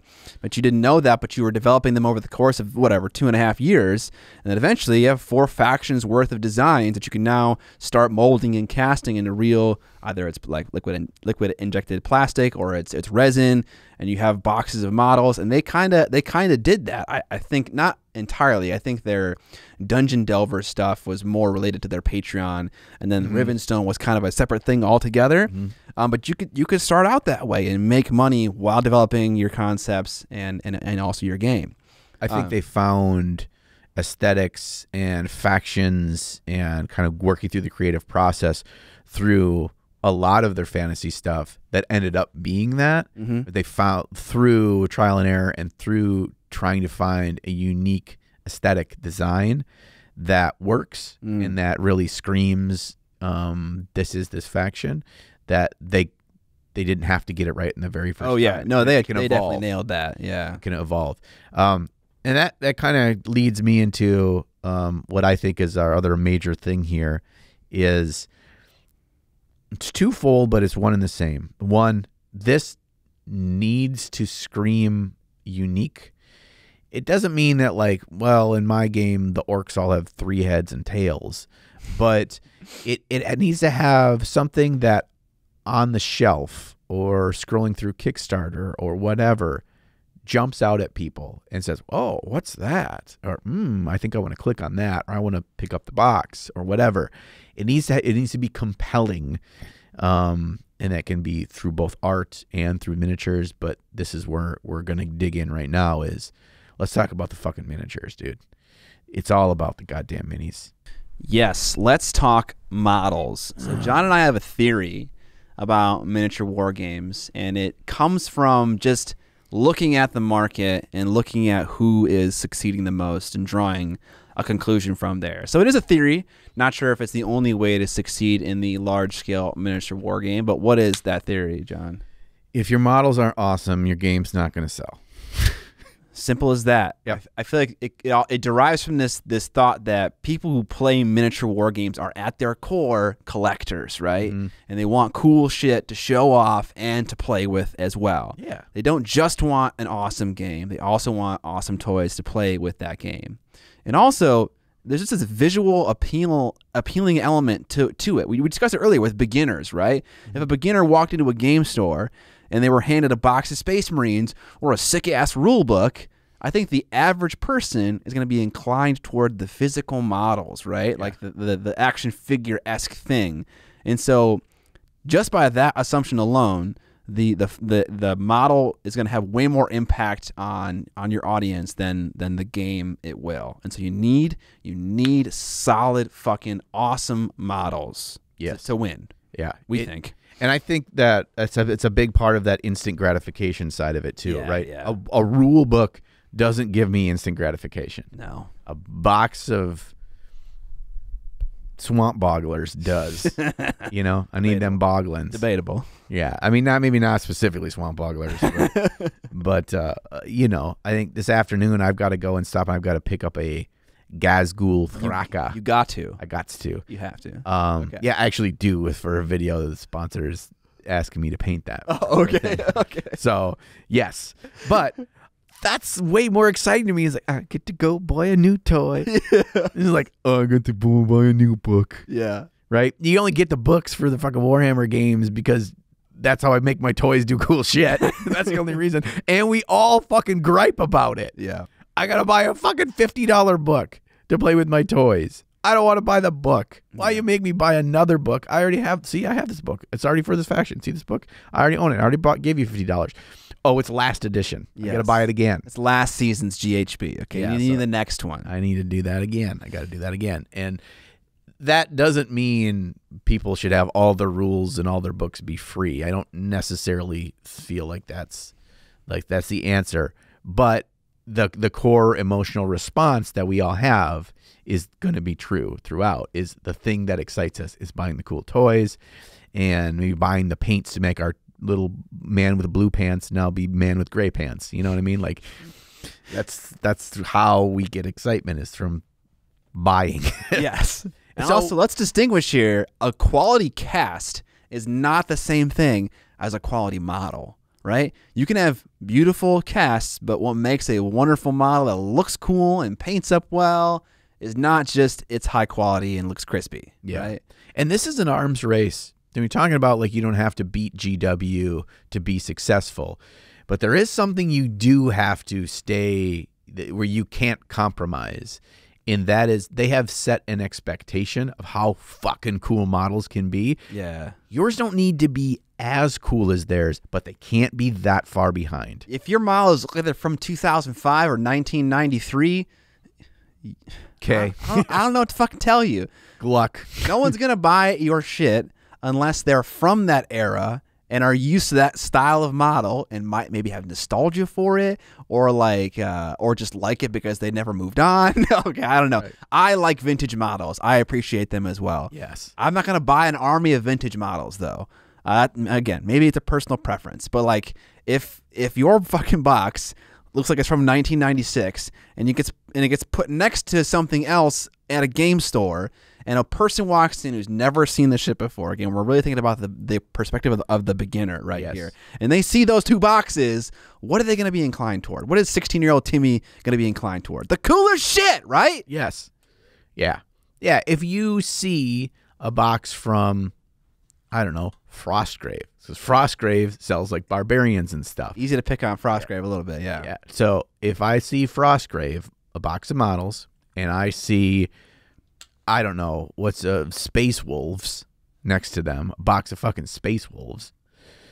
I mean, that's sci-fi and fantasy, but whatever Space Wolves are in Age of Sigmar, I don't even know. Do they even have that? I don't think so. I don't think they do. They Frost should. Barbarian? They should. Yeah. But anyway, they're not picking yours. They're just not. And the thing is Games Workshop's games aren't the best. I don't even know this. I'm going to say this with 0% certainty, but I would put a large amount of money on it. They're not the best games in their genres. Probably not even top 3. I mean, maybe, because there's just not that many out there. But they're not the best. But they don't care. It doesn't matter. It doesn't matter. The thing is, if your models are awesome, if the art style is awesome, if it's distinctual and it urges people to buy the thing, and then your rule set is tight as fuck, and you're just like, oh, it's a great game. Now you're off the runway. Now you're baby. beating GW, baby. Now you're off the runway. But if your stuff looks like derpy, like army men poses that have no movement, no action, the proportions are all fucked, the faces are all weird, like, it's just not gonna work. It's not gonna work. Now, if you make one of these games and you kind of feel like maybe you're falling into this category, take half of the budget that you have for rule development and anything related to gameplay, and just give it to your art team. Yeah, just do that right now. Yeah, we need better 3D sculptors. Just fire the rules writers. don't do that. Don't do that. Yeah, they gotta be cool. The box needs to be poppy, and and for fuck's sake, show the models on the front cover painted up and looking pretty. Do not show me this Malifaux fucking art of what the model kind of looks like. In the back of the box is a 3D render. Go fuck yourself. It's so obvious, bro. Like, why would you... Make it as easy as humanly possible for someone to see what they're getting and be excited about it and buy it. Yeah. If you hide it behind shit, you just make it that much harder. Like, it doesn't make any sense. I never understood it. Yeah, there are a ton of companies out there. I'm not shitting on Malifaux because of quality of their sculpts are bad. I think a lot of Malifaux models are fucking solid. Yeah. Have whoever paints their shit They don't. I don't think they have a box artist. Well, there you go. Put your money into that shit. Not Malifaux 2.7. I don't give a shit about that. I want the models on the front to look badass. Yes. I don't want to have to like dig out my phone and Google the name of this model and find and hope somebody had painted it cool on the internet. Go through your shit ass website. Yeah, and just and then only find 3D renders. What's with fucking games having shit ass websites, bro? I don't know. Dude. Again, you want visibility on your product, not just in the game store, but also largely on the internet, because probably the vast majority of your potential audience is not going to have access to a game store, right? They're going to have access to online. Like this is the Amazon age of buying shit, right? So it needs to be online, and just like in the game store, it needs to be easy to see, easy to browse, and like people need to find what they like fast. Yes. If they can find it faster, they can buy it faster. The longer it takes, the more they're going to click away and say, "Get the fuck out of here." Yeah, if that landing page isn't like equally as like atmospheric and cool, and it looks like just like your models look like 96, that website looks like 96. I'm not exaggerating I'm gone here. instantly. I'm gone. Yeah, most of these websites do look like that. Yeah, they dude. are bad. Go to North Star Figs, the company that makes models for a lot of Oathmark, a lot of Osprey games. It's fucking rough, and there's some solid models on that website. But who the fuck's gonna find them? No, nobody, bro. Get on fucking Shopify. Pick literally any fucking template. Okay, now we're yelling. Sorry. Any template, and it will blow that shit out of the water. It'll cost you $10 a month. Like, what are you doing? All right, I'll stop raging now. Yeah, no, yeah. We should probably we might need to pause the podcast now so I can go on Mears Miniatures website and find some sweet ass minis. Because it's gonna take me fucking 30 minutes to find them. Oh my god, it's so fucking hard, bro. And I can't even tell what they look like when I find them. Squarespace is not expensive, dude, and it looks fine. Like, just like, come on, modernize. We need to get Squarespace to sponsor episodes. So the whole thing we talk about in the ad is, hey, motherfuckers, you make miniatures, get this shit because your stuff looks like 1996. You have a fucking bunk ass website from fucking 1995. I got great story for you. Yeah, dude. I mean, you have all this awesome art in theory, is what we've talked about. All this awesome art that you have paid for to be part of your game. Your website should just like look like that sweet ass art, man. Yeah, dude, 100%. Like, what the fuck? This is. I mean, it's so simple for us to talk about. It really is. But it is. I mean, the website thing is completely bullshit, right? Yeah. Like that's everyone should fucking do that. This is not like us giving you innovative ideas here. But the model thing is one of those things where it's easy for us to talk about, but like that is a thing that you have to really invest in. You have to really find great people, right? Yeah, you have to really make it work. And I think there are some great examples of smaller companies that do this. I think of Corvus Belli. Now, they don't make a full war game, and so they have the benefit of like keeping it tighter, keeping it smaller. They can be a little bit more niche. But those models are fucking cool, and they're unique. And like, I see a model from a faction from Infinity. I could not even know if that faction existed. I never seen that model or any model of that faction before. You show me a picture of it, I will be like, that's an Infinity model. Because that is aesthetic design based in your universe that people feel that's really cool. What is that? It's like almost undefinable. It's like, how do you define that? It just feels a certain way. Like a 40K model feels a certain way. Infinity feels a certain way. And that comes from really, really good art direction. Yeah. And just like staying on top of what your design motifs are and having that run throughout the entire range. Yeah. You know, it's like really special. Yeah. And again, this is a priority. This is what we are investing in. This is what we are going to really make sure we have like tight as a dolphin's butthole. Like, this is going to be watertight. This art direction is going to be keen. And if you don't have that, don't even start sculpting anything. Don't even bring a 3D artist into the fucking room yet, because you need that initial art direction to be tip-top. Tip-top shape, baby. Yeah. I mean, you could show me a random screenshot from a video game, and I would I could say that's a World of Warcraft because that's an aesthetic design. Yes. That is unique. Yes. And even though it's all orcs and fantasies and elves, it doesn't matter. It doesn't matter because like the filter over top of it is style, and that style is like it's quantifiable. You can see it and you can feel it. Yeah, like I haven't played World of Warcraft in 20 years, but you show me a screenshot from the new expansion, and it doesn't even have any orcs or humans or night elves in it. If it's just like a random new boss monster, I'll know that random new boss monster is from World of Warcraft. Yeah, because that you have this foundation that's so defined that allows you to get funky with it, and it still feels in the same world. Yeah.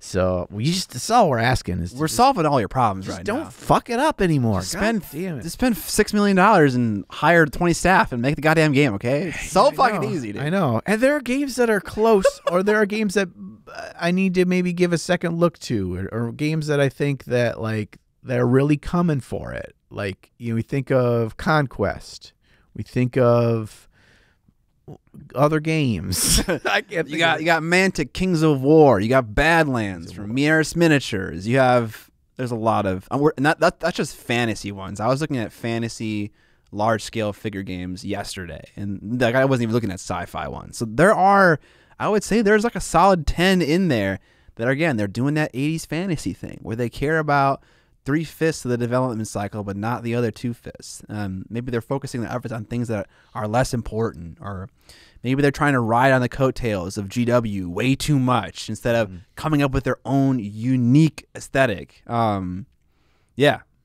lot of small problems in that process. So again, it's fucking hard.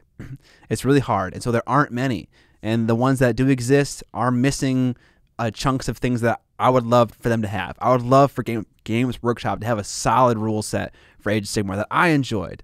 Not necessarily for me, but I would love that. I would love Mantic to have a faction that I would love to play, but they don't have that. Maybe the game's fucking amazing though. I don't fucking know. I'm not playing it though because I don't like any of the models. None of them speak to me. They don't say this is a faction for you, Scott.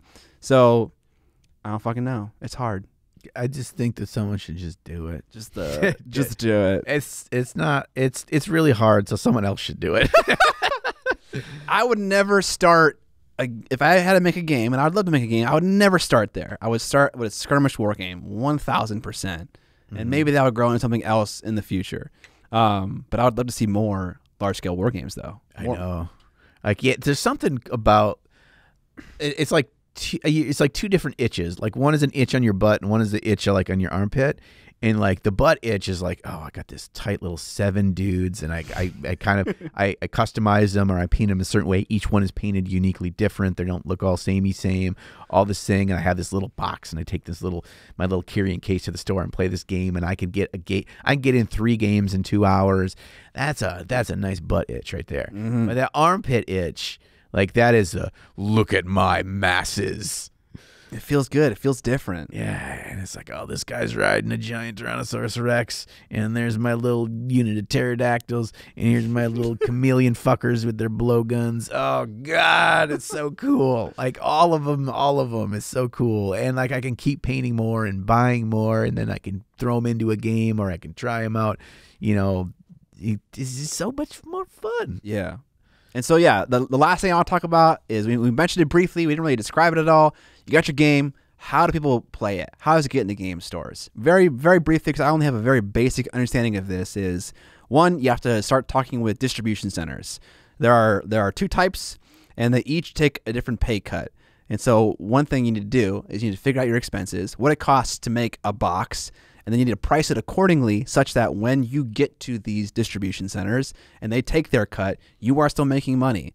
Because that's good. That's a good business sense. Yeah. That's something that I didn't think about when I was like, for instance, pricing like maybe my brush coffin or pricing my cutting mat. I was like, oh, this is enough money for me based on what the shipping cost, based on what the material cost is.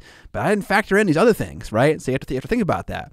What do distributions take? What do stores take? Stores take less than distribution centers because obviously the center wants to make money after the game store buys it, right? And so they need to take like that middle 10% for the product, right? Okay, so there's that, okay? And then now it's in the game store. How people play it. You reach out to people who are interested in your game and have them become advocates. Say you got a Discord server. People are in that Discord server. You have like 15 people who are fanatics. For some reason, just the game just speaks to them insanely. You send them free shit to run tournaments, to give away prizes. They're like, holy fuck, I love this. They don't need money. They're insane, okay? They run your tournaments. They hand out your prizes. People see the game being played. They want to play it more. Like, so you need to support the community that wants to play your game with like the things that they're enthusiastic about, right? And then hopefully from there, it just grows and grows and grows. But yeah, having your feet on the ground, going to every convention under the face of the sun with your game, getting a booth, running demos, getting that visibility, it all matters. Yeah. I think to take something from the Magic the Gathering world, is Friday. So they have Friday Night Magic and they have like local weekly tournaments, and they're all supported by Wizards of the Coast, and they get promo cards that are like special versions of cards. That's the only way you can get them. The only way you can get this version of this card is you go on the Friday night and you play, and you get one of the promo cards.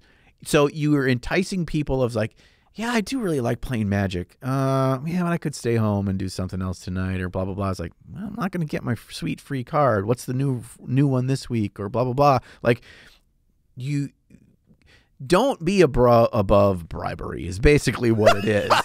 It's like you are giving that extra little boost so they jump off the cliff into the waters below. And so you need to do that. I think like Guild Ball used to do that, where they had like seasonal support stuff. They had pundits, is what they were called. Yeah, and then you'd get like sweet tokens and things and whatever. It's like, fucking do it. Yeah. Because you know who isn't? The fucking company that should be, but doesn't give a fuck about the actual players playing the game is Games Workshop. They don't support you at all for fucking playing their game, lols. Like, do that. Be the people that actually show that they care about you playing, and you would be shocked how much people would rally around that. Yeah.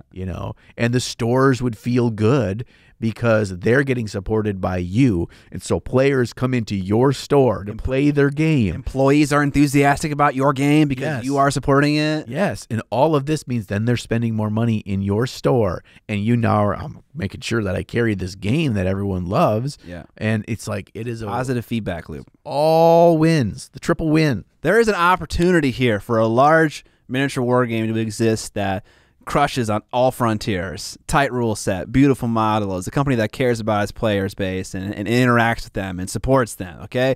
You just got to do everything right, okay? Everything we said. You should have a notebook out. There's an opportunity here. Yeah, but the other thing you need, if you are a big company, that you, medium-sized to big company, maybe even a little bit smaller than medium-sized, and you want to fucking do this, and you listen to everything we just said, the other thing you need is you need mascots. And mascots would be people like Scott and I that we get to pick what are the awesome races, and then we get to make sure the models are fucking fantastic, and we get the final checkbox and all that stuff, but then we don't have to do any other work. Okay. I thought you were going to say we got to pick the concept we like, and then you got to make us a giant styrofoam suit, and then we run around fucking Miller Stadium racing like the hot dog costumes. Yes.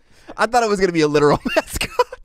Yeah, it's that too. Okay, good. Yeah, like there's a giant foam 8-foot tall spaceman helmet. We just put the spaceman helmet on. Yeah, we got to run around. We got to put our forehead on the bat and do a bunch of circles. Yeah. And then we got to run around the bases. Yeah, that too. But I'm just saying, like, if you want consultants that will take a stake in your company, I'm kind of into that idea. Yeah, I will.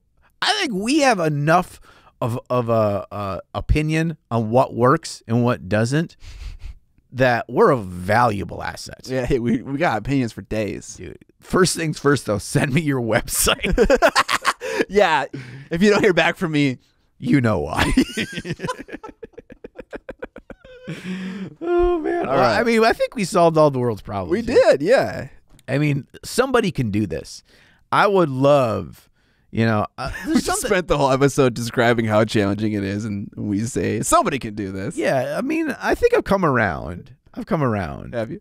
A bit. Yeah, it still needs money and resources. For sure, absolutely. But, I'm curious the goody peepees think on this. So shout off in the comments section below of the YouTube video, or head over to the Trapped Under Plastic Facebook group and let's keep this conversation going. Like, what are your big pain points for a large scale game? Why do you play what you play? Why do you hate? What things do you hate about what's not there, or what people do and you don't like? What do you wish a game would be like? Oh yeah. What are the things we missed that are kind of key parts of today's discussion? So then we can take those back. So when the rich people come to us and say, like, listen, guys, look, we surveyed our audience. We're gonna put you in giant inflatable Tyrannosaurus Rex suits, where you're gonna fight. Yeah, you're gonna fight in the middle of Miller Park.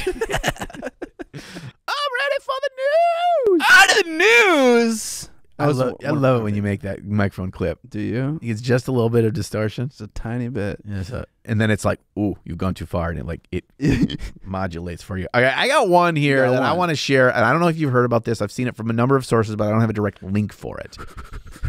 Games Workshop Masterclass, the painting thing.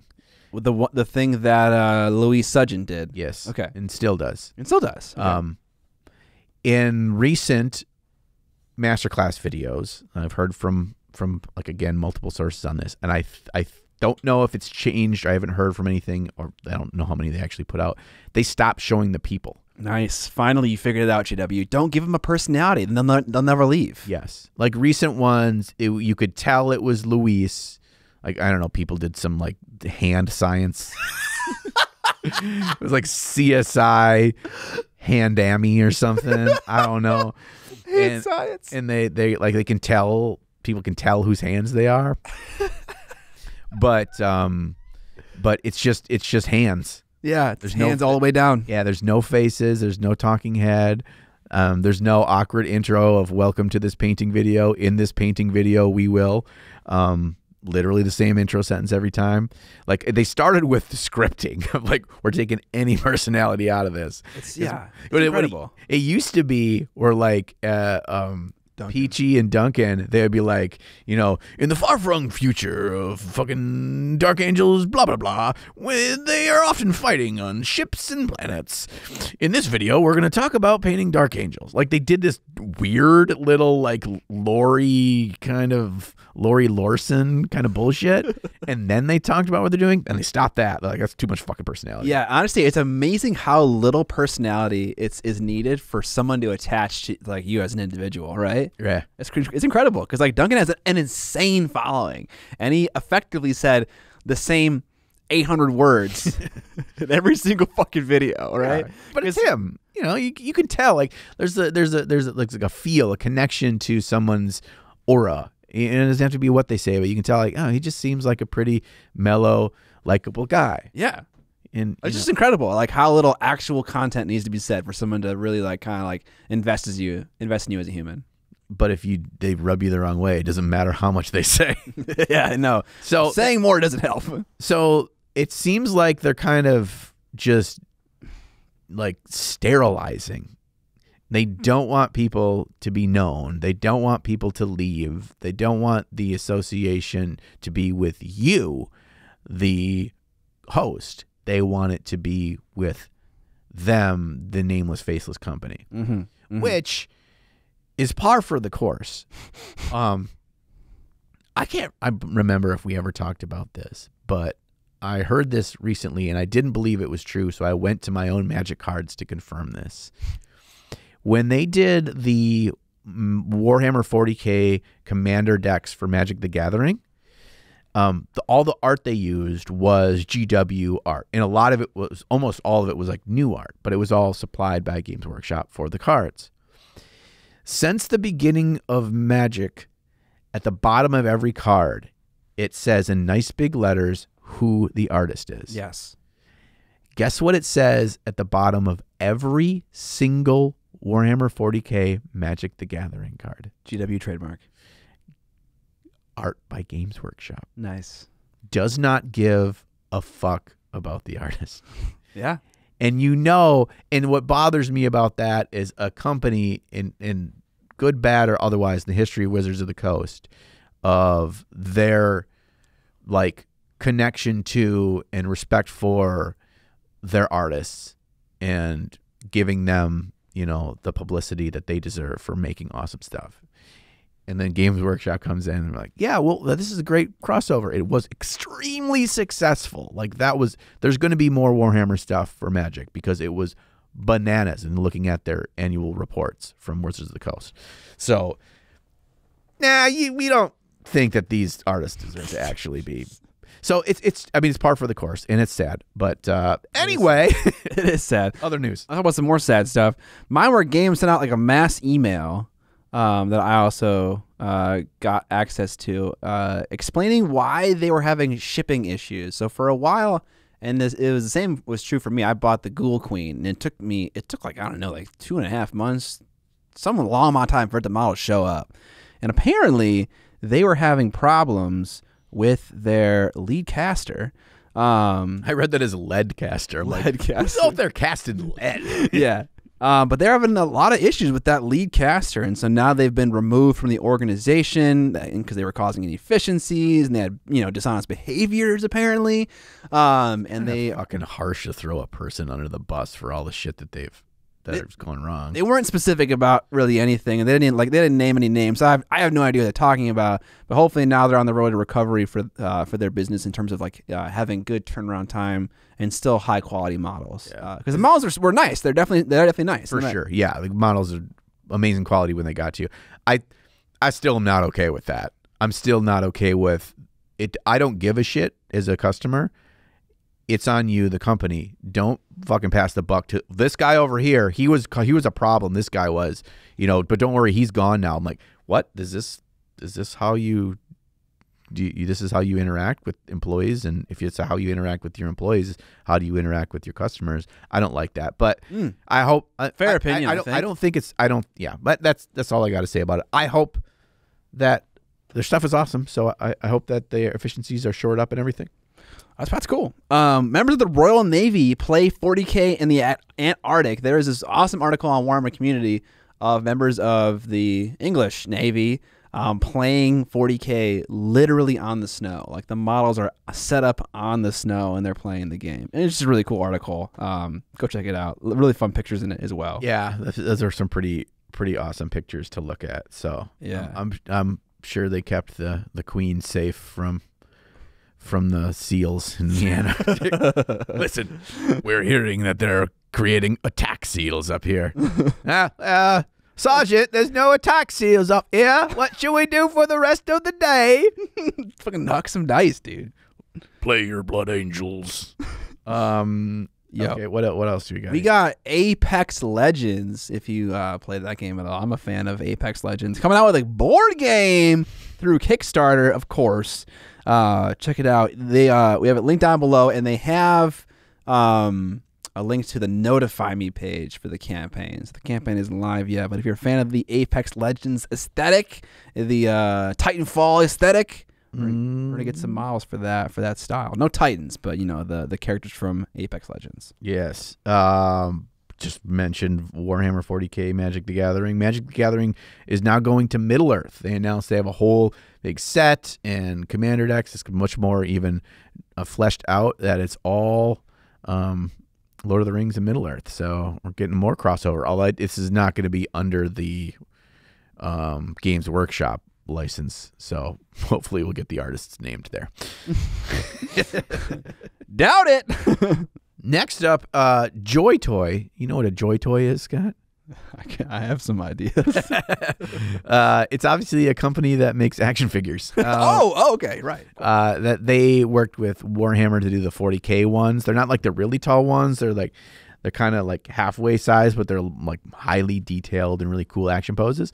They are now teaming up with Corvus Belli to make Infinity JoyToys. Oh, I like to. Hey, that'd be kind of cool. I'd like to see some of those models bigger. Yeah, they have previews of them on the JoyToy.com. Actually, don't go to JoyToy.com. Go to JoyToyFigure.com. There you go.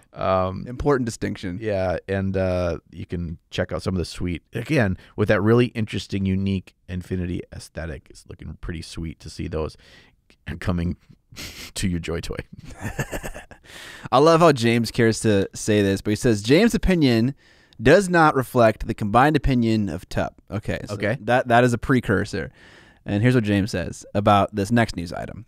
GW produces an absolute masterclass on how to waste time and energy with this article about dating fictional characters in the Warhammer universe. I feel bad for the graphic designers who are clearly talented but were reduced to this fluff, and for anyone who actually read it. Wow.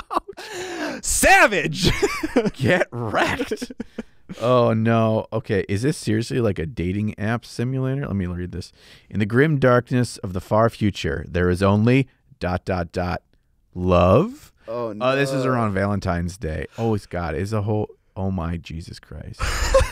It has the... Oh, it's like if these characters from Warhammer had a dating profile. Oh, wow. Okay, yeah. Okay, so, yeah, there's Teclis, there's Uriel, there's Drika, Sigvald. Of course, Sigvald's got to be on here. Of course. This is dumb. I mean, it's a little bit of cheeky fun. It's not an actual, like, serious thing, but I like that, you know, occasionally GW does that a little bit, like, takes the piss a little bit Yeah. at their own expense and just, it's fine. It's fine. James, not a fan. it's fine, James. It's fine. Anything else in the news? One more quick one here. We got there's a new model that I really liked that's previewed for the Seraphon. That's a new like salamander thing. Are you a Lizard Man fan? Nah, I'm like I would never play this army, but one thing I want to show you about it. I don't know if you can pull up the picture. I am right now. The Chotec. The Chotec. Okay, so you look at that giant Dilophosaurus. Is it the Chotec? Yeah, is this thing?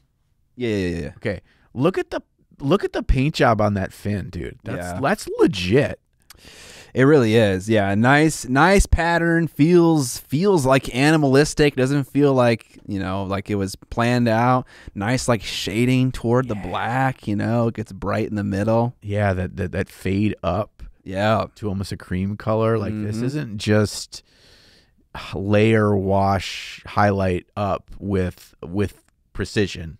No, there's a level of extra sauce going on here. There is, yeah. So I'm a fan, and not so much that it was like, oh, we want to spread the news section with like new models that GW announces. I think from a painting standpoint, this is a really interesting one. I agree. I always appreciate it when GW kind of like maybe goes outside of what they normally do for their box arts to show something really special. Yeah.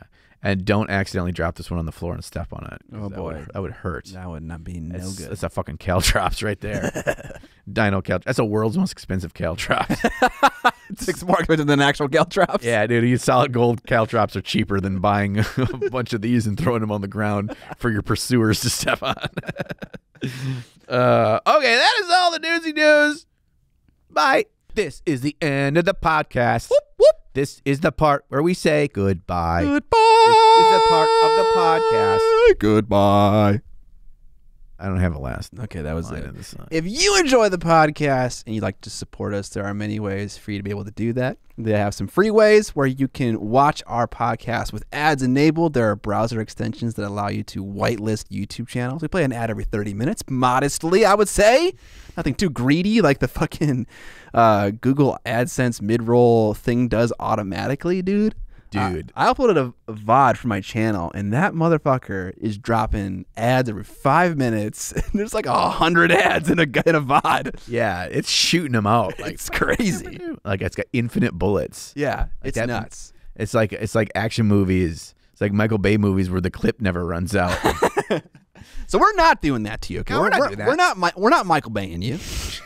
We're doing something much more modest. 30 minutes, you get an ad. Otherwise, you can tell your nerd friends about our podcast. Share it around with your hobby store or people painting it your local area. You can also give us a review on wherever you're listening to your podcast. Good reviews always push that up in the recommendations for the platform, and we appreciate those always. If you got some cash you want to spend, you can spend it on Patreon, where we do an extended version of the podcast. We're talking about things like new stuff we tried out. for the last 2 weeks, talk about painters that we love and pieces from their collection that we have found in the last 2 weeks. And we also give feedback to one of our patrons. So as a patron, you have the option to supply a model for feedback, and you also have the option to supply a topic for us to discuss. That wasn't one today, but it has been one many times in the past. So those options. You can also buy some merch from our Teespring, t-shirts, sweaters, sweatpants, mugs, all things linked down in the show notes or description below. Yeah. So thank you, Scott, for all that. Thank you, all of you that make it all the way to the end. If you're listening to my voice right now, that means you didn't turn off the podcast episode yet. That means you're a real goody peepee. Yeah, you are a true member of the Goody PP Nation, and we appreciate each and every one of you, especially you right there. And we're going to appreciate you very soon for if you come into Adepticon, because we are T-minus 1 month. Oh, shit. By the time you listen to this, it'll be less than a month before Trapped Under Plastic live at Adepticon. So thank all of you that are going to join us there, and thanks all of you that are going to listen to that wild craziness that's going to happen there as well. So we're going to catch you back at the next episode, and until then, we see you on the Flippity flop.